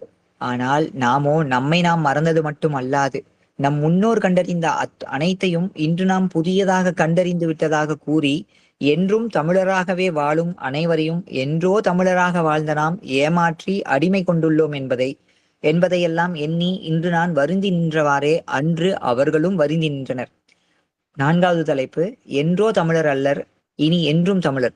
நாம் செய்த முன்வினைகள் தான் நம்மை பின்தொடரும் பெரும் துன்பங்கள் என்பது முதல் அதை முற்றிலும் நீக்கிக் கொள்வதற்கான வாழ்வியலை நாம் சிறிதும் பெற்றிருக்கவில்லை என்பது வரை மேலும் பல உண்மைகளை அறிந்து கொண்ட அவர் இன்று நான் எனது பெயரை சிவக்கொழுந்து என்று தூய தமிழில் மாற்றிக்கொண்டு பெரும் மகிழ்ச்சி அடைந்தவாறே என்றோ தமிழராக வாழ்ந்த நாம் இனி என்றும் தமிழராக வாழ வேண்டும் என்று தங்கள் பெயர்களை தூய தமிழில் மாற்றிக்கொண்டு பெரும் மகிழ்ச்சி அடைந்தனர். ஐந்தாவது தலைப்புமா, ஏற்கும் மனதை கொண்டு எதையும் ஈர்க்கும் அருளை பெற்றனர். பிறவி பிணியையும் நீக்கிக் கொண்டு உய்வதற்கு தேவையான வாழ்வியலை கொண்டதோடு அல்லாமல் தன்னலம் இன்றி பிறர் நலம் கருதி வாழ்வதையே இறை வழிபாடாக கொண்டிருந்த நம் முன்னோரான தமிழர்தான் சிறு சிறு பொழுதுகளையும் சிவ பொழுதுகளாக மாற்றிக்கொண்டு இந்த உலகில் மிக நிறைவான வாழ்க்கையை மிக அழகாக வாழ்ந்து வீடு பேறு பெற்ற மாந்தர் ஆவர் என்பதை கண்டறிந்து கொண்டனர். அத்துடன் உள்ளதை உள்ளவாறு ஏற்கும் மனதை இன்று நான் கொண்டுள்ளதை போன்றே அன்று அவர் கொண்டிருந்ததினால் மிக விரைவில் செந்தமிழ் மொழியையும் செந்தமிழ் நெறியையும் கற்றுத் தேர்ந்தனர். அத்துடன் உள்ளதை உள்ளவாறு ஏற்கும் மனதை இன்று நான் கொண்டுள்ளதை போன்றே அன்று அவர் கொண்டிருந்ததினால் மிக விரைவில் செந்தமிழ் மொழியையும் செந்தமிழ் நெறியையும் கற்றுத் தேர்ந்தனர். அருளை பெறுவதற்கு முயன்ற அன்பும் அறிவும் செந்தமிழ் மொழியை கருவியாக கொண்டு செம்பொருள் சிவத்திடம் மிக மிக எளிதாக தொடர்பு கொண்டிருந்ததினால்தான் செந்தமிழ் மொழியை கருவியாக கொண்டு செம்பொருள் சிவத்திடம் மிக மிக எளிதாக தொடர்பு கொண்டிருந்ததினால்தான் நம் முன்னோர் இன்று மிக அரிதாக உள்ள அனைத்தையும் அன்றே மிக எளிதாக கண்டறிந்து உள்ளனர் என்பதை நன்கு உணர்ந்து கொண்ட இருவரும் தாங்கள் அறிந்து கொண்ட அனைத்து உண்மைகளையும் அத்துணை உண்மைகளையும் உலக மக்களுக்கு எடுத்துரைக்க வேண்டும் என்று முயலும் போது அன்று என்னை போன்றே அங்கிருந்த எவரும் அந்த உண்மைகளை ஏற்றுக்கொண்டு இன்புற அநியமாக இல்லை. தாங்கள் அறிந்து கொண்ட அத்துணை உண்மைகளையும் உலக மக்களுக்கு எடுத்துரைக்க வேண்டும் என்று முயலும் போது அன்று என்னை போன்றே அங்கிருந்த எவரும் அந்த உண்மைகளை ஏற்றுக்கொண்டு இன்புற அநியமாக இல்லை. ஆதலால் அவர்கள் இந்த உலகின் மிக தொன்மையான குடியாக விளங்கும் தமிழர் குடியை சேர்ந்தவர் என்பதை பாதியில் அறிந்து கொண்டு உள்ளம் மகிழ்ந்த நாம் இன்று இணைந்து நல்ல குழந்தைகளை பெற்றெடுக்க திருமணம் செய்து கொள்ள வேண்டும். அவ்வாறு நாம் திருமணம் செய்து கொண்டு பெற்றெடுக்கும் நம் குழந்தைகளிடம் ஆதியிலிருந்தே செந்நெறியை தன்னுயிராய் கொண்ட செந்தமிழ் இனத்தவர் என்பதை உணர்த்தி வளர்க்க வேண்டும்.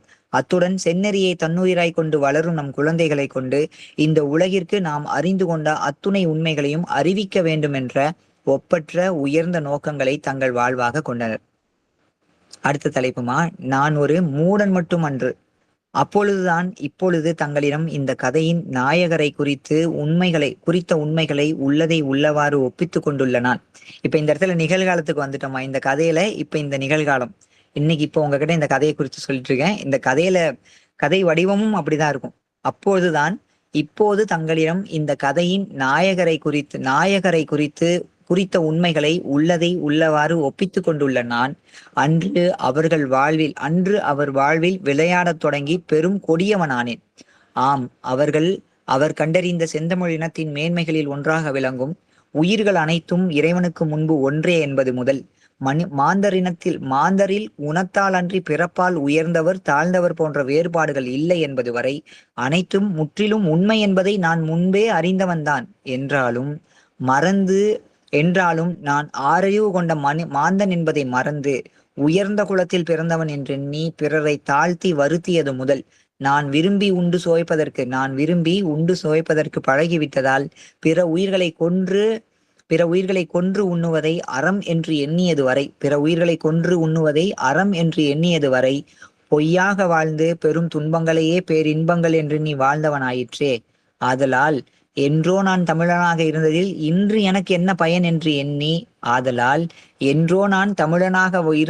வாழ்ந்ததில் இன்று எனக்கு என்ன பயன் என்று எண்ணி அன்று அந்த உண்மைகளை உலகம் அறிய வேண்டுமென்று அவர்கள் செய்த முயற்சிகளை என்னால் ஏற்றுக்கொள்ள இயலவில்லை. அதனால் எப்படியாவது இருவரும் ஒன்றிணைவதை தடுத்து விட வேண்டும் என்று எவ்வளவோ முயற்சி செய்தேன். அதில் ஒன்றுதான் இந்த அசைந்தால் உரசிக்கொள்ளும் தொலைவில் இருவரையும் சில நாட்கள் பிரித்து வைக்க முயற்சி செய்ததும் ஆகும்.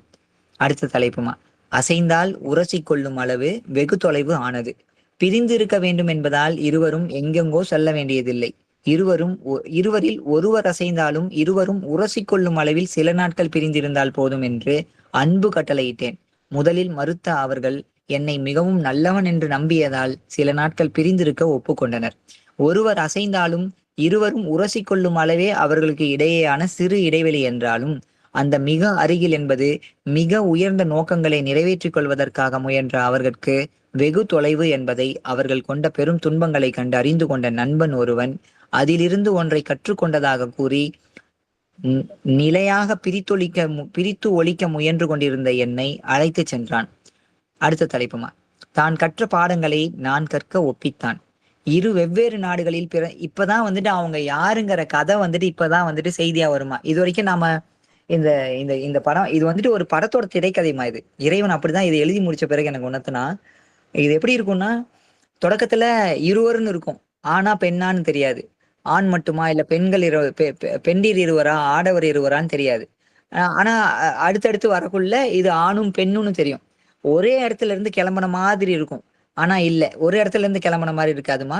வெவ்வேறு நாடுகள்ல இருந்து வெவ்வேறு இடத்துல இருந்து ஒரு இடத்துல அந்த ஒரு இடத்தில் சந்தித்து கொண்டனருங்கிறப்பதான் தெரியும் இருவரும் ஒரே பொழுதுல ஒரே ஒரே தேடலுடன் ஒரு இடத்துல வந்து ஒரு இடத்துல பாத்துக்கிட்டாங்கன்னு தெரியும்.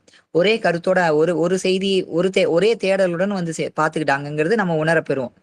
அதை எடுத்து அவங்க என்ன செய்வாங்கன்னா, அதை எடுத்து அப்போ வரைக்கும் ஆனா பெண்ணான்னு தெரியாது. இந்த இடத்துல நாம் அறிந்து கொண்ட உண்மைகளை உலகுக்கு வந்துட்டு வெட்ட வெளிச்சமாக சொல்லணும்னு வரக்குள்ள நாம திருமணம் செய்து கொள்ளலான் இருக்கிறப்பதான் அவங்க இருவருமே வந்துட்டு ஆண் பெண்ணுங்கிறது தெரிய வரும். அதை எடுத்து ஆஹ் எந்த உண்மையை ஏற்றுக்கொள்ளும் உள்ளம் இருந்ததுனால எந்த ஒன்னையும் எளிதாக உள்வாங்கிக்கிட்டாங்க. அதனால வந்துட்டு அவங்களால செந்தமிழ் மொழியை வந்துட்டு எளிதாக கற்றுத்தேர முடிஞ்சுங்கிறப்பதான் அவங்க இங்க தமிழகத்தை சேர்ந்தவங்க இல்லைன்னு தெரிய வரும். தமிழ் மொழி தெரியாதவருங்கிறது நமக்கு நமக்கு விளங்க பெறும். இதை உற்று நோக்கி இருந்தா இதெல்லாமே விளங்கி இருக்குமா, இது விளங்க பெறும். இருந்தாலும் அவங்க கிட்ட சொல்லிடுறேன், நான் இதை பதிவு செய்துட்டே போயிடுமா. அப்பதான் அது நமக்கு வந்துட்டு விளங்க பெறும். அதை எடுத்து என்ன பண்ணுவாங்கன்னா, நான் இந்த கதையை இப்ப உங்ககிட்ட இந்த கதை இப்ப படிச்சுட்டு இருக்கிறதும் அடியேன் தான். இந்த கதைக்குள்ள அந்த செய்தியா இருக்கிறதும் நான் படிக்கிறது போலதான் இருக்கும். நான் இன்னொருத்தர் சொல்றது போலதான் இந்த கதை வந்துட்டு அமைஞ்சிருக்கும். நான் திருத்திக்கிட்டு நான் திருந்தன பிறகு நான் சொல்றது போல இருக்கும். அதனாலதான் வந்துட்டு இன்று என்னை போன்றே அவர்களும் அன்று அவர்களை மாற்றி கொண்டார் அப்படிங்கிறத வந்துட்டு பதிவு செஞ்சிருப்போமா. எனக்கு சிவக்கொழுந்துங்கிற பேரை நான் மாத்திக்கிறது போலவே அந்த இருவரும் தன்னுடைய பெயர்களை மாத்திக்கிட்டாங்கிறது இந்த செய்தியாக இங்க இருக்கும். இதெல்லாம் மிகுந்த சுவையா இருக்குமா. மீண்டும் ஒரு முறை பொறுமையாக படிச்சா ஒரு படத்தை ஒரு ஆங்கில படத்துக்கு ஆங்கில படங்கள்ல இது போலலாம் எடுத்திருக்காங்க. நம்ம வந்து வில்லனை வந்துட்டு நாயகனை வில்லனா பார்ப்போம், வில்லனை நாயகனா பார்ப்போம். கடைசியில என்னன்னா அப்படியே மாறி போய் கிடக்கும். அடுத்து நம்ம இது நடக்கும்னு எதிர்பார்த்துட்டு இருப்போம், அது நடக்காது, வேற ஒண்ணு நடக்கும். அது போல இந்த கதை இந்த செய்தியை வந்துட்டு எனக்கு இறைவன் கொடுத்தாருமா. இதை வந்துட்டு ஒரு படமாகவே எடுக்க முடியும். ஒரு திரைக்கதை தான் இது. நான் அந்த விட்ட இடத்துக்கு வந்துடுறேம்மா. என்னன்னா, அவங்க பெயர் மாற்றம் செய்திருப்பாங்க. பெயர் மாற்றம் என்ன போலவே அவங்களும் பெயர் மாற்றம் செய்ததாக பதிவு செய்திருப்பேன் அவங்களுக்கு. இப்பதான் இவங்க யாரு அப்படிங்கறத தெளிவாகவே வந்துட்டு இந்த செய்தி இந்த தொகுப்புல வந்துட்டு தெளிவாகவே இவங்க யாருங்கிறத சொல்ல இருக்கோமா. இப்பதான் தான் கற்ற பாடங்களை நான் கற்க ஒப்பித்தார். இது யார் சொல்றான்னா, என்கிட்ட என் நண்பன் சொல்றதா நான் உங்ககிட்ட சொல்ற மாதிரி இருக்கும். என் நண்பன் வந்துட்டு எனக்கு திரும்ப நினைவுறுத்துறான், அவங்க யாரு, எங்க இருந்து வந்தாங்க, எப்படி இருந்தாங்க, இவங்களை எதுக்கு நம்ம இப்படி எல்லாம் துன்புறுத்தணும், எனக்கு இப்ப அறிவு பிறந்துருச்சு, நீயும் விட்டுடுறா, அவங்க வாழட்டும் அப்படின்னு என்கிட்ட சொல்றதுக்காமா. சொல்றதுதான் இப்ப இந்த செய்தி. வெவ்வேறு நாடுகளில் பிறந்து வளர்ந்தவர் எங்கோ ஓரிடத்தில் சந்தித்து கொண்டனர். வெவ்வேறு நாடுகளில் பிறந்து வளர்ந்தவர் எங்கோ ஓரிடத்தில் சந்தித்து கொண்டனர். நோக்கம் ஒன்றாக இருந்ததினால் தொடர்ந்து பயணித்து இங்கு வந்து சேர்ந்தனர். இங்கு வந்த இருவரும் தங்களின் ஒப்பற்ற உயர்ந்த நோக்கங்களை நிறைவேற்றிக் கொள்ள வேண்டும் என்று திருமணம் செய்து கொண்டனர். சிறு பொழுது மட்டுமே, அதுவும் உடலளவில் ஒன்றிணைய வேண்டும் என்றிருந்த இருவரை நாம் பிரிக்க முயலும் பொழுது மலரும் மனமுமாக ஒன்றிணைந்து இருக்க இயலவில்லை என்பதை எண்ணி நாம் பிரிக்க முயலும் பொழுது மலரும் மனமுமாக ஒன்றிணைந்து இருக்க இயலவில்லை என்பதை எண்ணி இத்தனை பெரிய துன்பத்திற்கு உள்ளாகிவிட்டனர். ஆனால் நானோ என்றும் மலரும் மனமுமாக ஒன்றாகவே இருக்கும் இறைவனை என் அறியாமையினால் அம்மையை தனியாகவும் அப்பனை தனியாகவும் இருவேறு பொருட்களாக பிரித்து வைத்து வணங்கி வருகிறேன். அதனால்தான் என்னவோ இன்று வரை என்னால் நல்லதொரு வாழ்வை வாழ இயலவில்லை என்று இந்த இருவரும் கொண்டுள்ள துன்பங்களை கண்டு நன்கு உணர்ந்து கொண்டேன். அடுத்த தலைப்புமா, நம்மை சுடும் காட்டில் நாம் சுடும் பிணம் சிவபெருமான். நம்மை சுடும் காட்டில் நாம் சுடும் பிணம் சிவபெருமான் என்றோ நல்லுடலை விட்டு. இதுக்கு அவ்வளோ சிறப்பா எனக்கு உவமை கொடுத்தாருமா, சொற்களை கொடுத்தாரு. ஒரு இடத்துக்கு உவமையை கொடுத்து அதுக்கான அழகு அவ்வளோ சிறப்பான ஒரு கருத்து மற்றும் சொற்கள். என்றோ நல்லுடலை விட்டு பிரிந்த இன்னுயிர் இன்றும் நல்லுடலுக்கு மிக அருகில் தான் உள்ளது என்றாலும் அந்த நல்லுடலுக்கு என்றும் பிணம் என்றுதான் பெயர். இது விளங்கிச்சிங்களா? அதாவது நல்லுடலை விட்டு பிரிந்த இன்னுயிர் இன்னைக்கும் அந்த உடலுக்கு பக்கத்துலதான் நிக்கிறேன், மிக அருகில் தான் நிக்கிறேன், ஒரு நூல் அளவுதான், அசைந்தால் உரசி கொள்ளும் அளவுதான் இத்துணை காலங்கள் குடியிருந்த அந்த உடலுக்கு பக்கத்துலதான் நான் நிக்கிறேன்னு சொன்னாலும் அந்த உடலுக்கு என்ன பெயர்னாமா, பிணம்னு தான் பெயர். பிணம்னு தான் பெயர். என்றோ நல்லுடலை விட்டு பிரிந்த இன்னுயிர் இன்றும் நல்லுடலுக்கு மிக அருகில்தான் உள்ளது என்றாலும் அந்த நல்லுடலுக்கு என்றும் பிணம் என்றுதான் பெயர். அவ்வாறே நமக்கு இறங்கி அருளும் ஒன்றை இரண்டாக கொள்வது இன்னுயிரை விட்டு பிரிந்த நல்லுடலுக்கு ஒப்பாகும். விளங்கிச்சிங்களா? அவ்வாறே நமக்கு இறங்கி அருளும் ஒன்றை இரண்டாக கொள்வது, இரண்டாக பிரித்து கொள்வது இன்னுயிரை விட்டு பிரிந்த நல்லுடலுக்கு ஒப்பாகும். இன்னுயிரை விட்டு பிரிந்த நல்லுடலுக்கு என்ன பொருள்மா? பிணம்னு பொருள், பிணம்னு பெயர். நமக்கு அப்ப இறைவனுக்கு என்ன பெயர் இங்க ஆயிடுதுன்னா பிணம்னு ஒரு பெயர் ஆயிடுது. அம்மையை தனியாக அப்பனை தனியாக வைத்து பார்த்தோம் அப்படின்னா நம்ம வந்துட்டு மனமற்ற மலரை பார்க்கறது போலவும் வடிவமற்ற மனத்தை பார்க்கறதும் போலதான் பொருள். அதுதான் இங்க வந்துட்டு மையமான ஒரு கருத்துமா இது. நமக்கு இறங்கி அருளும் ஒன்றை இரண்டாக கொள்வது இன்னுயிரை விட்டு பிரிந்த நல்லுடலுக்கு ஒப்பாகும். நேற்று வரை நமக்கு இறங்கி அருள் செய்த ஒருவனை சுடும் பிணத்திற்கு ஒப்பாக கொண்டுள்ளேன் என்பதை விளங்கி கொள்ள தவறிவிட்ட நானும் ஒரு மூடன்தான் என்று கூறி மேலும் தொடர்ந்தார். இப்ப அடுத்த தலைப்புமா, இயற்கை முதல் இறைவன் வரை. இயற்கை என தொடங்கி இறைவன் ஒருவன் என்று மெல்ல கண்டறிந்த நம் முன்னோர்தான் செந்தமிழ் மொழியை கொண்டு இன்று அரிதாக உள்ள அனைத்தையும் அன்றே மிக எளிதாக கண்டறிந்த மாந்தர் என்று அவர் அறிந்து கொண்டது முதல் குமரிகண்டத்தில் இருந்து உலகெங்கும் பரவி சென்ற தமிழர்தான் இன்று என்னை போன்றே குமரிகண்டத்தில் இருந்து உலகெங்கும் பரவி சென்ற தமிழர்தான் இன்று என்னை போன்றே தன்னை மறந்து அறியாமையில் உள்ளனர் என்பதை உணர்ந்து கொண்டது வரை உள்ள அனைத்து உண்மைகளையும் இன்று நான் ஏற்றுக்கொண்டு என்னை நான் மாற்றிக்கொள்ள முயற்சிக்கவில்லை என்றால் நான் ஒரு நல்ல மாந்தனாக இருக்க இயலாது.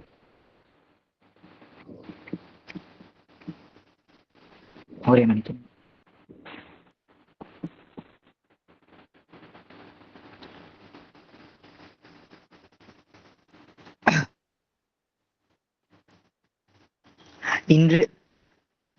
இன்று நான் ஏற்றுக்கொண்டு என்னை நான் மாற்றிக்கொள்ள முயற்சிக்கவில்லை எனில்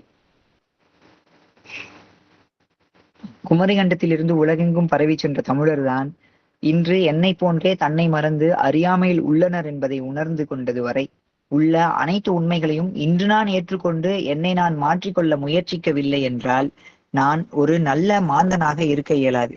உள்ளதை உள்ளவாறு ஏற்றுக்கொண்டு வாழாது நான் அறிந்து கொண்டதே சரி என்றும் மற்றது அனைத்தும் தவறு என்றும் எண்ணிக்கொள்வது என்னோடு மட்டும் முடிந்து விடுவது அன்று. என்னை பார்த்து வளரும் என் அன்பு குழந்தைகளின் நல்வாழ்வையே அது பெரும் துன்பத்திற்கு உள்ளாகும். ஆதலால் இனி ஒன்றை இரண்டாக்கும் பணியை விட்டுவிட்டு முதலில் இயற்கை என தொடங்கி பிறகு பல தெய்வங்கள் என்று வளர்ந்து முடிவில் இறைவன் ஒருவன் என்று கண்டறிந்து கொண்ட நம் முன்னோரின் செந்நெறியில் நின்று இறைவனுக்கு உரிய அனைத்து உயர் இலக்கணங்களையும் உடைய ஒருவனை சிறுபொழுதும் இடைவிடாது இறுகப்பற்றி உய்வதற்கு ஏதுவாக இனி என்னுடைய வாழ்வை மாற்றி அமைத்து கொள்ள முயற்சிக்க உள்ளேன் என்று கூறி மெல்ல நகர்ந்தார். இப்ப நண்பன் கிளம்பிட்டாமா.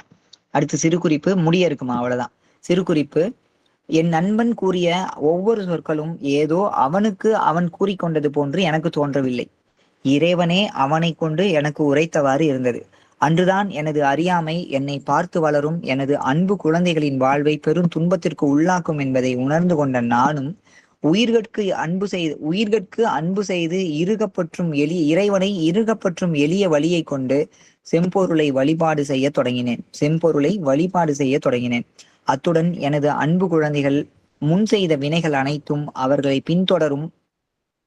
இந்த இடமும் வந்துட்டு மிக ஒரு நம்ம உள்வாங்கிக் கொள்ள வேண்டிய ஒரு இடமா இது. அத்துடன் எனது அன்பு குழந்தைகள் முன் செய்த வினைகள் அனைத்தும் அவர்களை பின்தொடரும் சிறு நோய்களாகவும் பெரும் துன்பங்களாகவும் உருமாறுவதற்கு முன்னம் அவர்கள் வாழ்வில் அவர்கள் எடுத்து வைக்கும் ஒவ்வொரு அடியிலும் இறைவனை நினைந்து உருகி வணங்கி தொழுது உய்வதற்கு வேண்டிய கல்வியை அளித்து உதவ வேண்டும் என்று முடிவு செய்தேன்.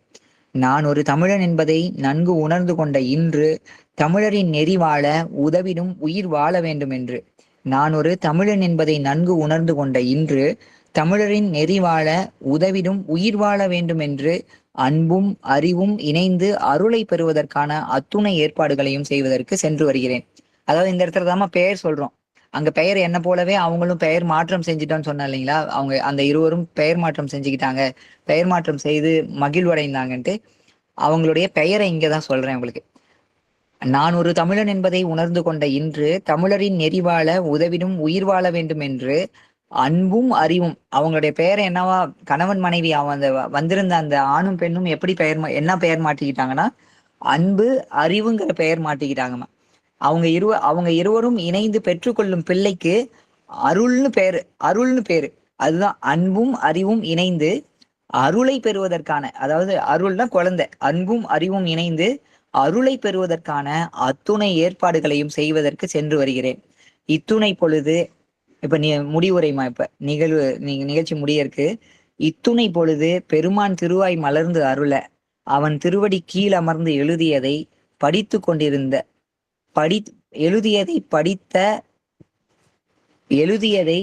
கேட்டுக்கொண்டிருந்த தங்கள் அனைவருக்கும் அடியனது மனமார்ந்த நன்றிகளை தெரிவித்துக் கொள்கிறேன். அவ்வளவுதாம்மா. நன்றிம்மா. சிறப்புங்கய்யா. நல்லா ஒரு அதாவது நீங்க பெருமானை தனியா பார்க்க கூடாது, அம்பால ரெண்டுமே ஒண்ணுதான்.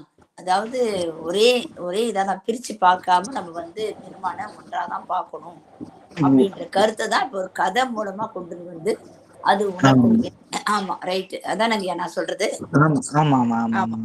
அதுக்கு நீங்க முன்னுரை எல்லாம் சொல்லி அந்த கதையினுடைய விளக்கம்லாம் எடுத்து சொல்லி அவங்க ரெண்டு பேரும் பிரிச்சு வைக்கிற மாதிரி அந்த ஈருடல் ஓருடல் தான் அவங்க. ஆனா நாம தான் என்ன ஈரோட ஆணா பெண்ணா பிரிச்சு அவங்க பாக்குறோம். அதெல்லாம் இல்ல, பெருமான் ஒருவர் தான், அவருக்குள்ள எல்லாமே இந்த கோபம் மனம் வாசம் எல்லாம் எப்படி ஒன்றா இருக்குதோ அதே மாதிரி அவர் குணத்திலையும் என் நேரத்துல எல்லாமே ஒன்றாதான் இருக்கிறாரு அப்படின்னு சொல்லி நீங்க அர்த்தநாரிக்கு ஒருவர் வேண்டாம், பெருமானி அவர்களுக்குள்ளே அடங்கி இருக்கிறாங்க அப்படின்னு சொல்லி அந்த கருத்தை எடுத்து நான் ஒரு பொருள் எனக்கு பாத்தீங்கன்னா தில்லை கூத்தனுடைய வடிவத்தை ஏற்றுக்கொள்ள முடியுமா? ஆனா அது அந்த இடத்துல ஒரு உருவம் தானே இருக்கும் உங்களுக்கு. அதுக்குள்ள பெண்ணுக்கான வடிவமும் ஆணுக்கான வடிவமும் இருக்குங்கிறப்ப அது ஒண்ணுக்குள்ள அந்த இரண்டா இருக்கிறது அம்மையப்பனாக இருக்கிறது. ஆனா அந்த ஒன்னையே இரண்டாக பிரிச்சு வைக்கிறோம்ல, பிளந்து வைக்கிறோம்லம்மா, இரண்டாக பிரிச்சு வைக்கும் போது அந்த ஒண்ணுதான் நம்ம அருளாளர் பெருமக்களும் அதை செய்ய கிடையாதுமா. அவங்க இந்த பிற்பாடுதான் இந்த தனியா அம்மனுக்கான வழிபாடுங்கிறது நால்வர் பெருமக்களுடைய காலத்துக்கு அடுத்துதான் தோண்டி இருக்குமா. அதனாலதான் இவங்க பாருங்களேன், இவங்க தோடுடைய செவியன் உண்ணாமுலை உமையாளோட உடனாகிய ஒருவன் இப்படிதான் பாடியிருக்காங்கம்மா. தனியா அம்மைக்குன்னு ஏதாவது பதிகம் பாடியிருக்காங்களான்னா யாருமே ஓத கிடையாது. நீங்க தேவாரத்துல பாருங்களேன், மூவருமே தனியாக போயிட்டு அம்மைக்குன்னு எங்கேயும் பாடல் பாடவே இல்லை. அப்பனா அவங்களுடைய காலத்துல திருக்கோயில், நம்மளுடைய சிவன் திருக்கோயில் எப்படி இருந்திருக்குன்னா ஒரே ஒரு கருவறை இல்லையா, அம்மைய சொல்றாங்க இல்லையா, அம்மைய ஒப்பிட்டு சொல்றாங்க இல்ல. இல்ல அதுதான்மா, அவங்க அம்மைங்கிற அந்த ஒரு பண்பு நலத்தை சொல்லாம இல்ல, தாய்மானவன் இறைவனை சொல்றாங்க. ஆனா தனியா தாய்க்குன்னு அவங்க எங்கேயும் பாடல. இறைவன் அம்மையப்பனாக இருக்கான்னு தான் பாடிருக்காங்களே தவிர தனித்தனியாக தாயாகவும் அம்மையாக இருக்கான்னு அவங்க பாடல்கள்ல இல்ல. அப்போ என்ன தெரியுதுன்னா அவங்களுடைய காலத்துல திருக்கோயில் அனைத்துமே ஒரே ஒரு கருவறை தான். அந்த கருவறைக்குள்ள அம்மையப்பனாக இறைவன் இருந்திருக்கான்.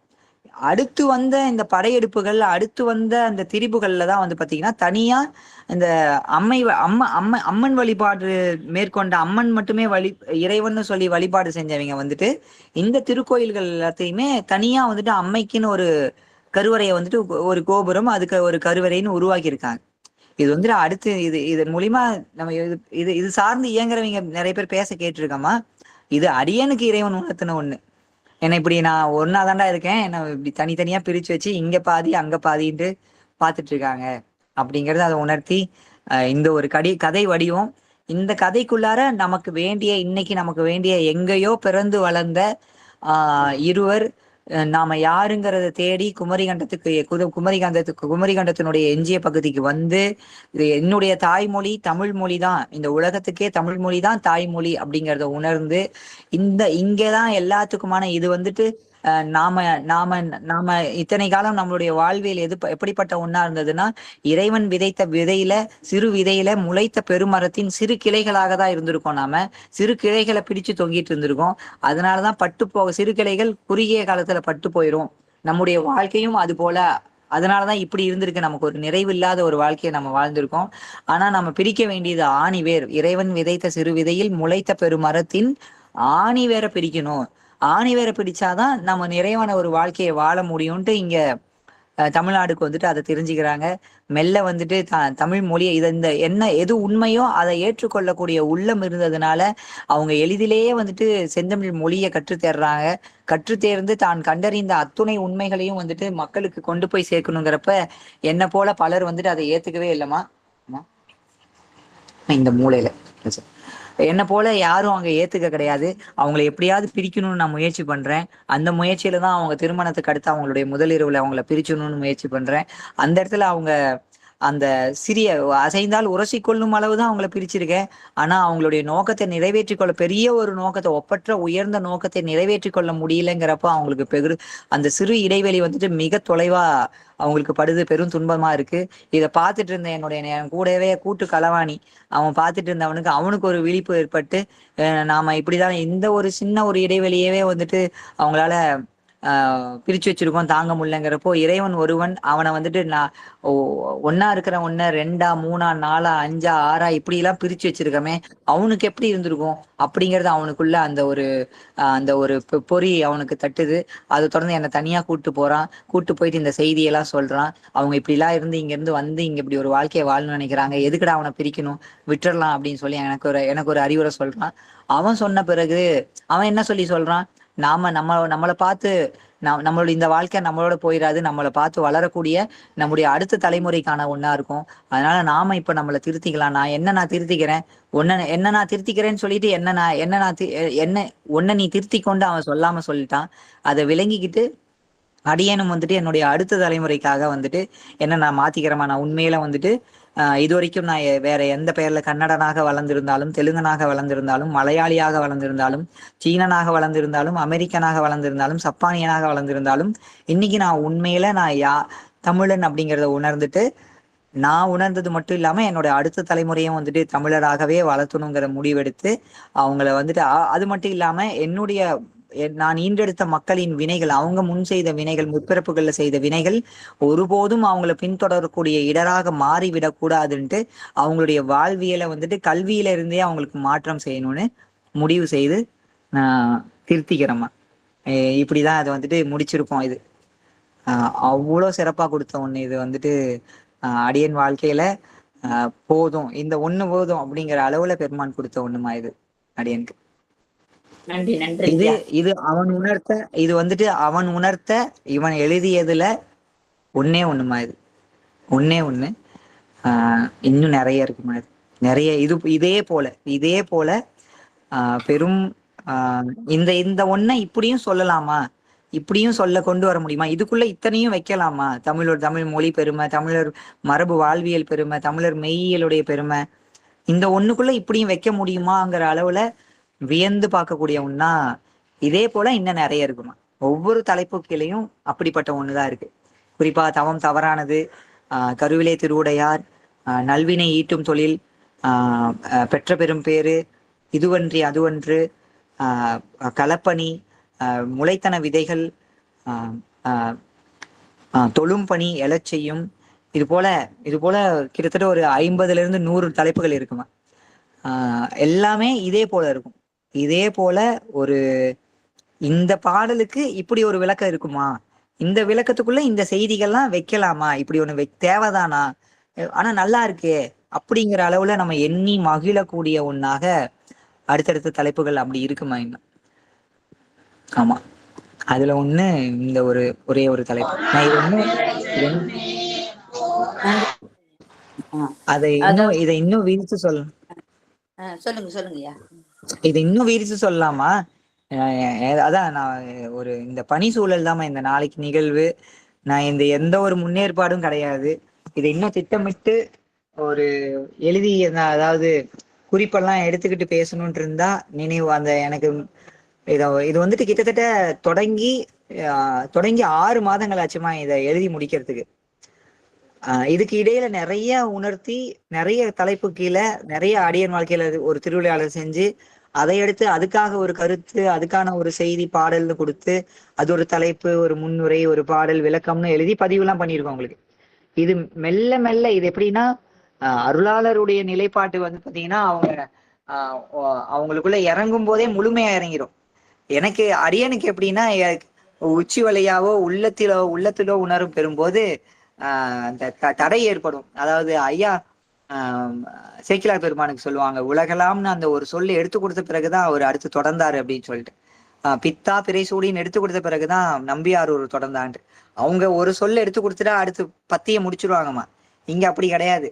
ஒவ்வொரு சொற்களாக வரும். ஒவ்வொரு எழுத்துனே சொல்லலாம், எழுத்து கிடையாது, ஒவ்வொரு சொற்களாக ஒவ்வொரு சொற்றொடர்களாக வரும். அது மெல்ல மெல்ல அவனை நினைக்க நினைக்க நினைக்க நினைக்க அது ஒரு நிகழ்வு நடத்தி, அதை எடுத்துரு, இந்த நிகழ்வு இதுக்காக தாண்டா, அதுல எழுதிரு, தொகுத்துரு, அதோட இதை சேர்த்து எழுதிரு அப்படின்னு உணர்த்துவாருமா. அப்படி இது ஒரு 6-7 மாதங்களாக 6-7 திங்களாக எழுதிய ஒன்று. இது எழுதி முடிச்ச பிறகுதான் எனக்கு கடைசியா உணர்த்தினா, இது ஒரு படமாக எடுக்க முடியும். இது ஒரு படத்தின் திரைக்கதை. ஆகச்சிறந்த ஒன்று. ஆனா இன்னைக்கு ஆகச்சிறந்த ஒன்றுங்கள்லாம் எவ்வளவோ இருக்கு. ஆனா இது இன்னைக்கு தேவையான ஒன்று. நமக்குள்ள ஏன் ஒற்றுமை இல்லை, இத்துணை வேற்றுமைனா, நாம் அனைவரும் ஒரு தாய் மக்கள். ஆனா பல பெயர்கள்ல நாம வேற்றுமைகளா இருக்குமா. ஒரே தாய் மக்கள், நாம் அனைவரும் ஒரு தாய் மக்கள், தமிழ் தாய் மக்கள். ஆனா இன்னைக்கு பல பெயர்களை வந்துட்டு வேற்றுமையா இருக்கும். நாம அதை உடைக்கக்கூடிய ஒன்னா இந்த கருத்து இருக்குமா இது. அதனால இன்னும் இது ஆகச்சிறந்த ஒன்று. அப்படி ஒன்னா பெருமான் அடியனுக்கு இறைவன் கொடுத்த ஒண்ணுமா இது. இந்த வழியில இது வந்துட்டு வெறும் எழுத்துக்களாக இருக்கு. இது வந்துட்டு என் வாழ்வு வேறு, எண்ணம் சொல் செயல்னு சொல்லுவாங்க. இங்க இதுக்குள்ள என்ன இருக்கோ அதற்கான முயற்சிகள்ல அப்படி ஒரு வாழ்வியல் நோக்கிதாம பயணிச்சுட்டு இருக்கோம். இதுல குழந்தையெல்லாம் பிறந்து அவனை வளர்த்துறத போலலாம் இருக்கும் இதுல. ஆனா இன்னும் எனக்கு அந்த வாய்ப்பு இன்னும் அமையப்படலனாலும், நம்ம கூட இணைந்திருப்பவுடைய மக்களை வந்துட்டு, ஈண்டெடுத்த மக்களை அந்த ஒரு பயணத்துலதான் நம்ம கொண்டு போயிட்டு இருக்கோம். நம்ம அவங்களெல்லாம் வளர்த்தி தான் பயிற்சி கொடுத்துட்டு இருக்காரு இறைவன். ஆமா. நன்றி. நல்ல நல்ல கருத்து. அதாவது ஆரம்ப காலத்துல வந்து தமிழ் மொழி தான் இருந்ததுன்னு சொல்றாங்க. ஆதி மொழி தமிழ் தான். அதுதான் இப்ப நீங்க உறுதியா சொல்றீங்க, தமிழ் மொழி தான் எல்லாமே முதல் மொழின்னு சொல்லிட்டு இருக்கீங்க. அடுத்தது வந்து நம்ம என்ன, இறைவனை வந்து தனித்து பார்க்க கூடாது. மனமும் மலரும் மனமுமாக ஒன்றாவே இருக்க இறைவனை என் அறியாமையில தான் அம்மையாகவும் தனியாகவும் அப்படி தனியாக இருவேறு பொருட்களாக பிரித்து வைத்து வணங்கி வருகிறோம் அப்படின்றத கருத்து எடுத்து சொல்லியிருக்கீங்க.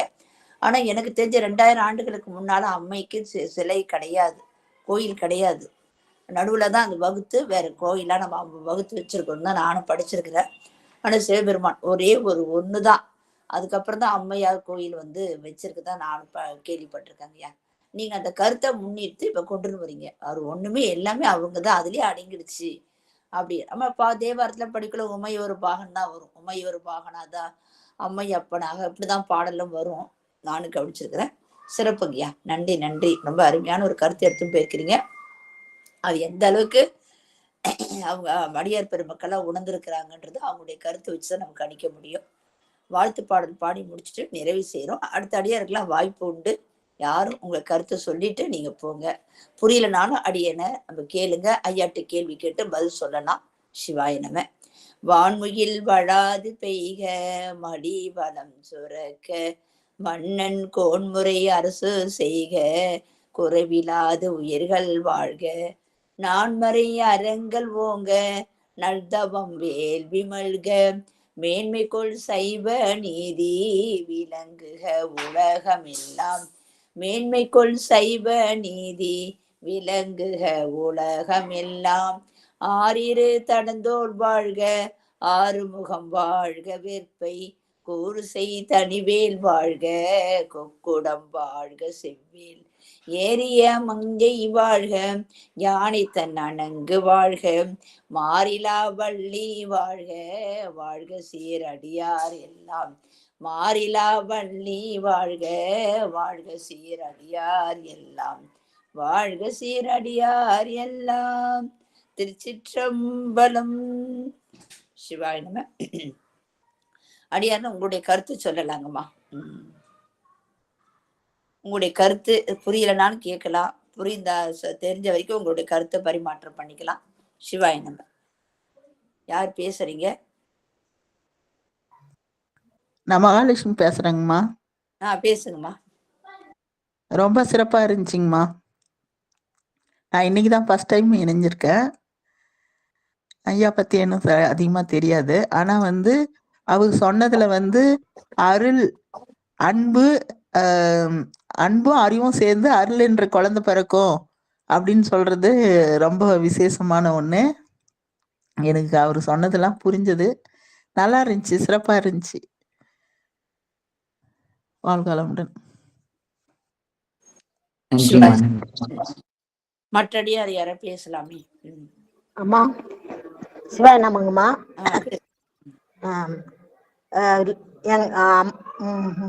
முன் காலத்துலாம் அம்மன் கோயில் இல்லைன்றது இப்ப அகழ்வாராய்ச்சி எல்லாம் செய்யும் போது பார்த்தா சிவலிங்க திருமேனி தான் அங்கங்க கிடைக்குதுங்கம்மா. அம்மனுடைய திருமேனி எல்லாம் கிடைக்கிறது இல்ல. அதனால அவர் சொன்னது அப்படிதான் இருக்கும்னு நினைக்கிறேங்கம்மா. சிவாய நமங்கம்மா. நன்றி நன்றிங்கம்மா. சிவாய நம. ஐயா வணக்கம். வணக்கங்க. நீங்கள் கண்டிப்பா நீங்க சொன்னது போல நம்மளுடைய வேரை தேடி போனோம்னாக்கா அது போய் நிற்கிறது குமரி கண்டமும் ஆதி இறைவன் மொழியான தமிழ்லையும் தான் போய் நிற்குது. அது என்னதான் மற்றவர்கள் மடைமாற்றம் செய்தாலும் உண்மை என்னைக்கும் உண்மையாவே தான் இருக்கு. அப்போ நாம மறுபடியும் தமிழுக்கு திரும்பணும். நிறைய பேர் அது ஏன் பேசணும், ஏன் அதை நாம உச்சரிக்கணும் அப்படின்ற ஒரு மனநிலைமைக்கு போயிடுறாங்க. இப்ப இருக்கக்கூடிய குழந்தைகளும் தமிழ்ல போய் பேசி என்ன ஆக போகுது, தமிழ்ல போய் பேசி என்ன ஆக போகுது அப்படின்ற ஒரு மனநிலைமைக்கு போயிட்டாங்க. அதை மறுபடியும் மீண்டும் உருவாக்குறதுக்கு மீண்டும் தமிழ் அப்படிங்கிற மாதிரியான ஒரு ஒரு பேர் இயக்கத்தை ஏதாவது ஒருத்தர் முன்னெடுத்து வரணும். முதல்ல நாம என்ன பண்ணணும், முடிந்த வரைக்கும் ஆங்கிலம் கலக்காத தமிழ்ல பேசி பழகணும். இப்ப ஆங்கிலம் முழுக்க உள்ள வந்துடுச்சு. இருந்தாலும் குறைந்தபட்சம் அந்த வார்த்தைகளை தவிர்த்து அதற்கு இணையான தமிழ் சொற்களை தேடி கண்டுபிடித்து நாம முதல்ல பேசினா போதும். நாம மத்தவங்க கிட்ட பேசுறப்போ சில பேருக்கு கேலிங்கன்னாலும் பண்ணுவாங்க, என்ன இப்படி எல்லாம் பண்ணிட்டு இருக்கீங்க, இப்படி எல்லாம் பேசுறீங்க அப்படின்ட்டு. அதை புறந்தள்ளி விட்டு திரும்ப திரும்ப பேசுறப்ப என்ன ஆகும்னாக்கா அவர்களும் ஒரு கணம் திரும்பி நம்மளை பார்த்து சரி நாமளும் தான் பேசி பார்ப்போமே அப்படின்றத நிலைமைக்கு தமிழுக்கும் மாறுவாங்க. குறைந்தபட்சம் பேச்சு தமிழையாவது தமிழ்ல பேசணும். அது நம்ம அதாவது என்ன சொல்றது, நாடக தமிழ் சொல்லக்கூடிய அந்த தமிழ்ல பேசக்கூடிய இல்ல இறைமொழி தமிழ் அந்த தமிழ் இல்லாமல பேச்சு தமிழ்ல முடிந்த வரைக்கும் தமிழ்ல பேசுறதுக்கு பழகும். ஆங்கில மொழி கலக்காமல் பேச்சு மொழி தமிழையே பேசினா கூட போதும். ஆங்கில மொழி கலக்காம பேச நாம ஆரம்பிச்சோம்னாக்கா மற்றவர்களும் நம்மை பார்த்து ஒருவர் மாறினால் கூட நமக்கு அது பெரும் வெற்றி. அது மீண்டும் மீண்டும் நம்ம தமிழை பேச பேச பேச மறுபடியும் தமிழுக்குள்ள ஆழமா நம்ம போய்கிட்டே இருப்போம். எவ்வளவுக்கு எவ்வளவு தமிழுக்குள்ள நம்ம ஆழமா போறோமோ நம்மளுடைய வரலாறு, நம்மளுடைய இறை, நம்மளுடைய பழக்க வழக்கங்கள், நம்ம பிறக்கிறது முதல் இறக்கிறது வரைக்கும் எந்த ஒரு பைசா செலவும் பண்ணாம நம்ம வாழுங்கிறதுக்கான அத்தனை விடயங்களையும் தமிழ்ல கொடுத்துருக்காங்க. ஆனா நம்மளால அதை புரிந்து கொள்ள முடியாத அளவுக்கு நம்ம தமிழ்ல இருந்து அந்நியப்பட்டு போய்கிட்டு இருக்கோம். இந்த கதையின் மூலியமா அந்த இருவரும் சேர்ந்து அந்த குமரி கண்டத்துக்கு போய் தமிழை படிச்சு கத்துக்கிட்டு தன் குழந்தைகளுக்கு சொல்வது போல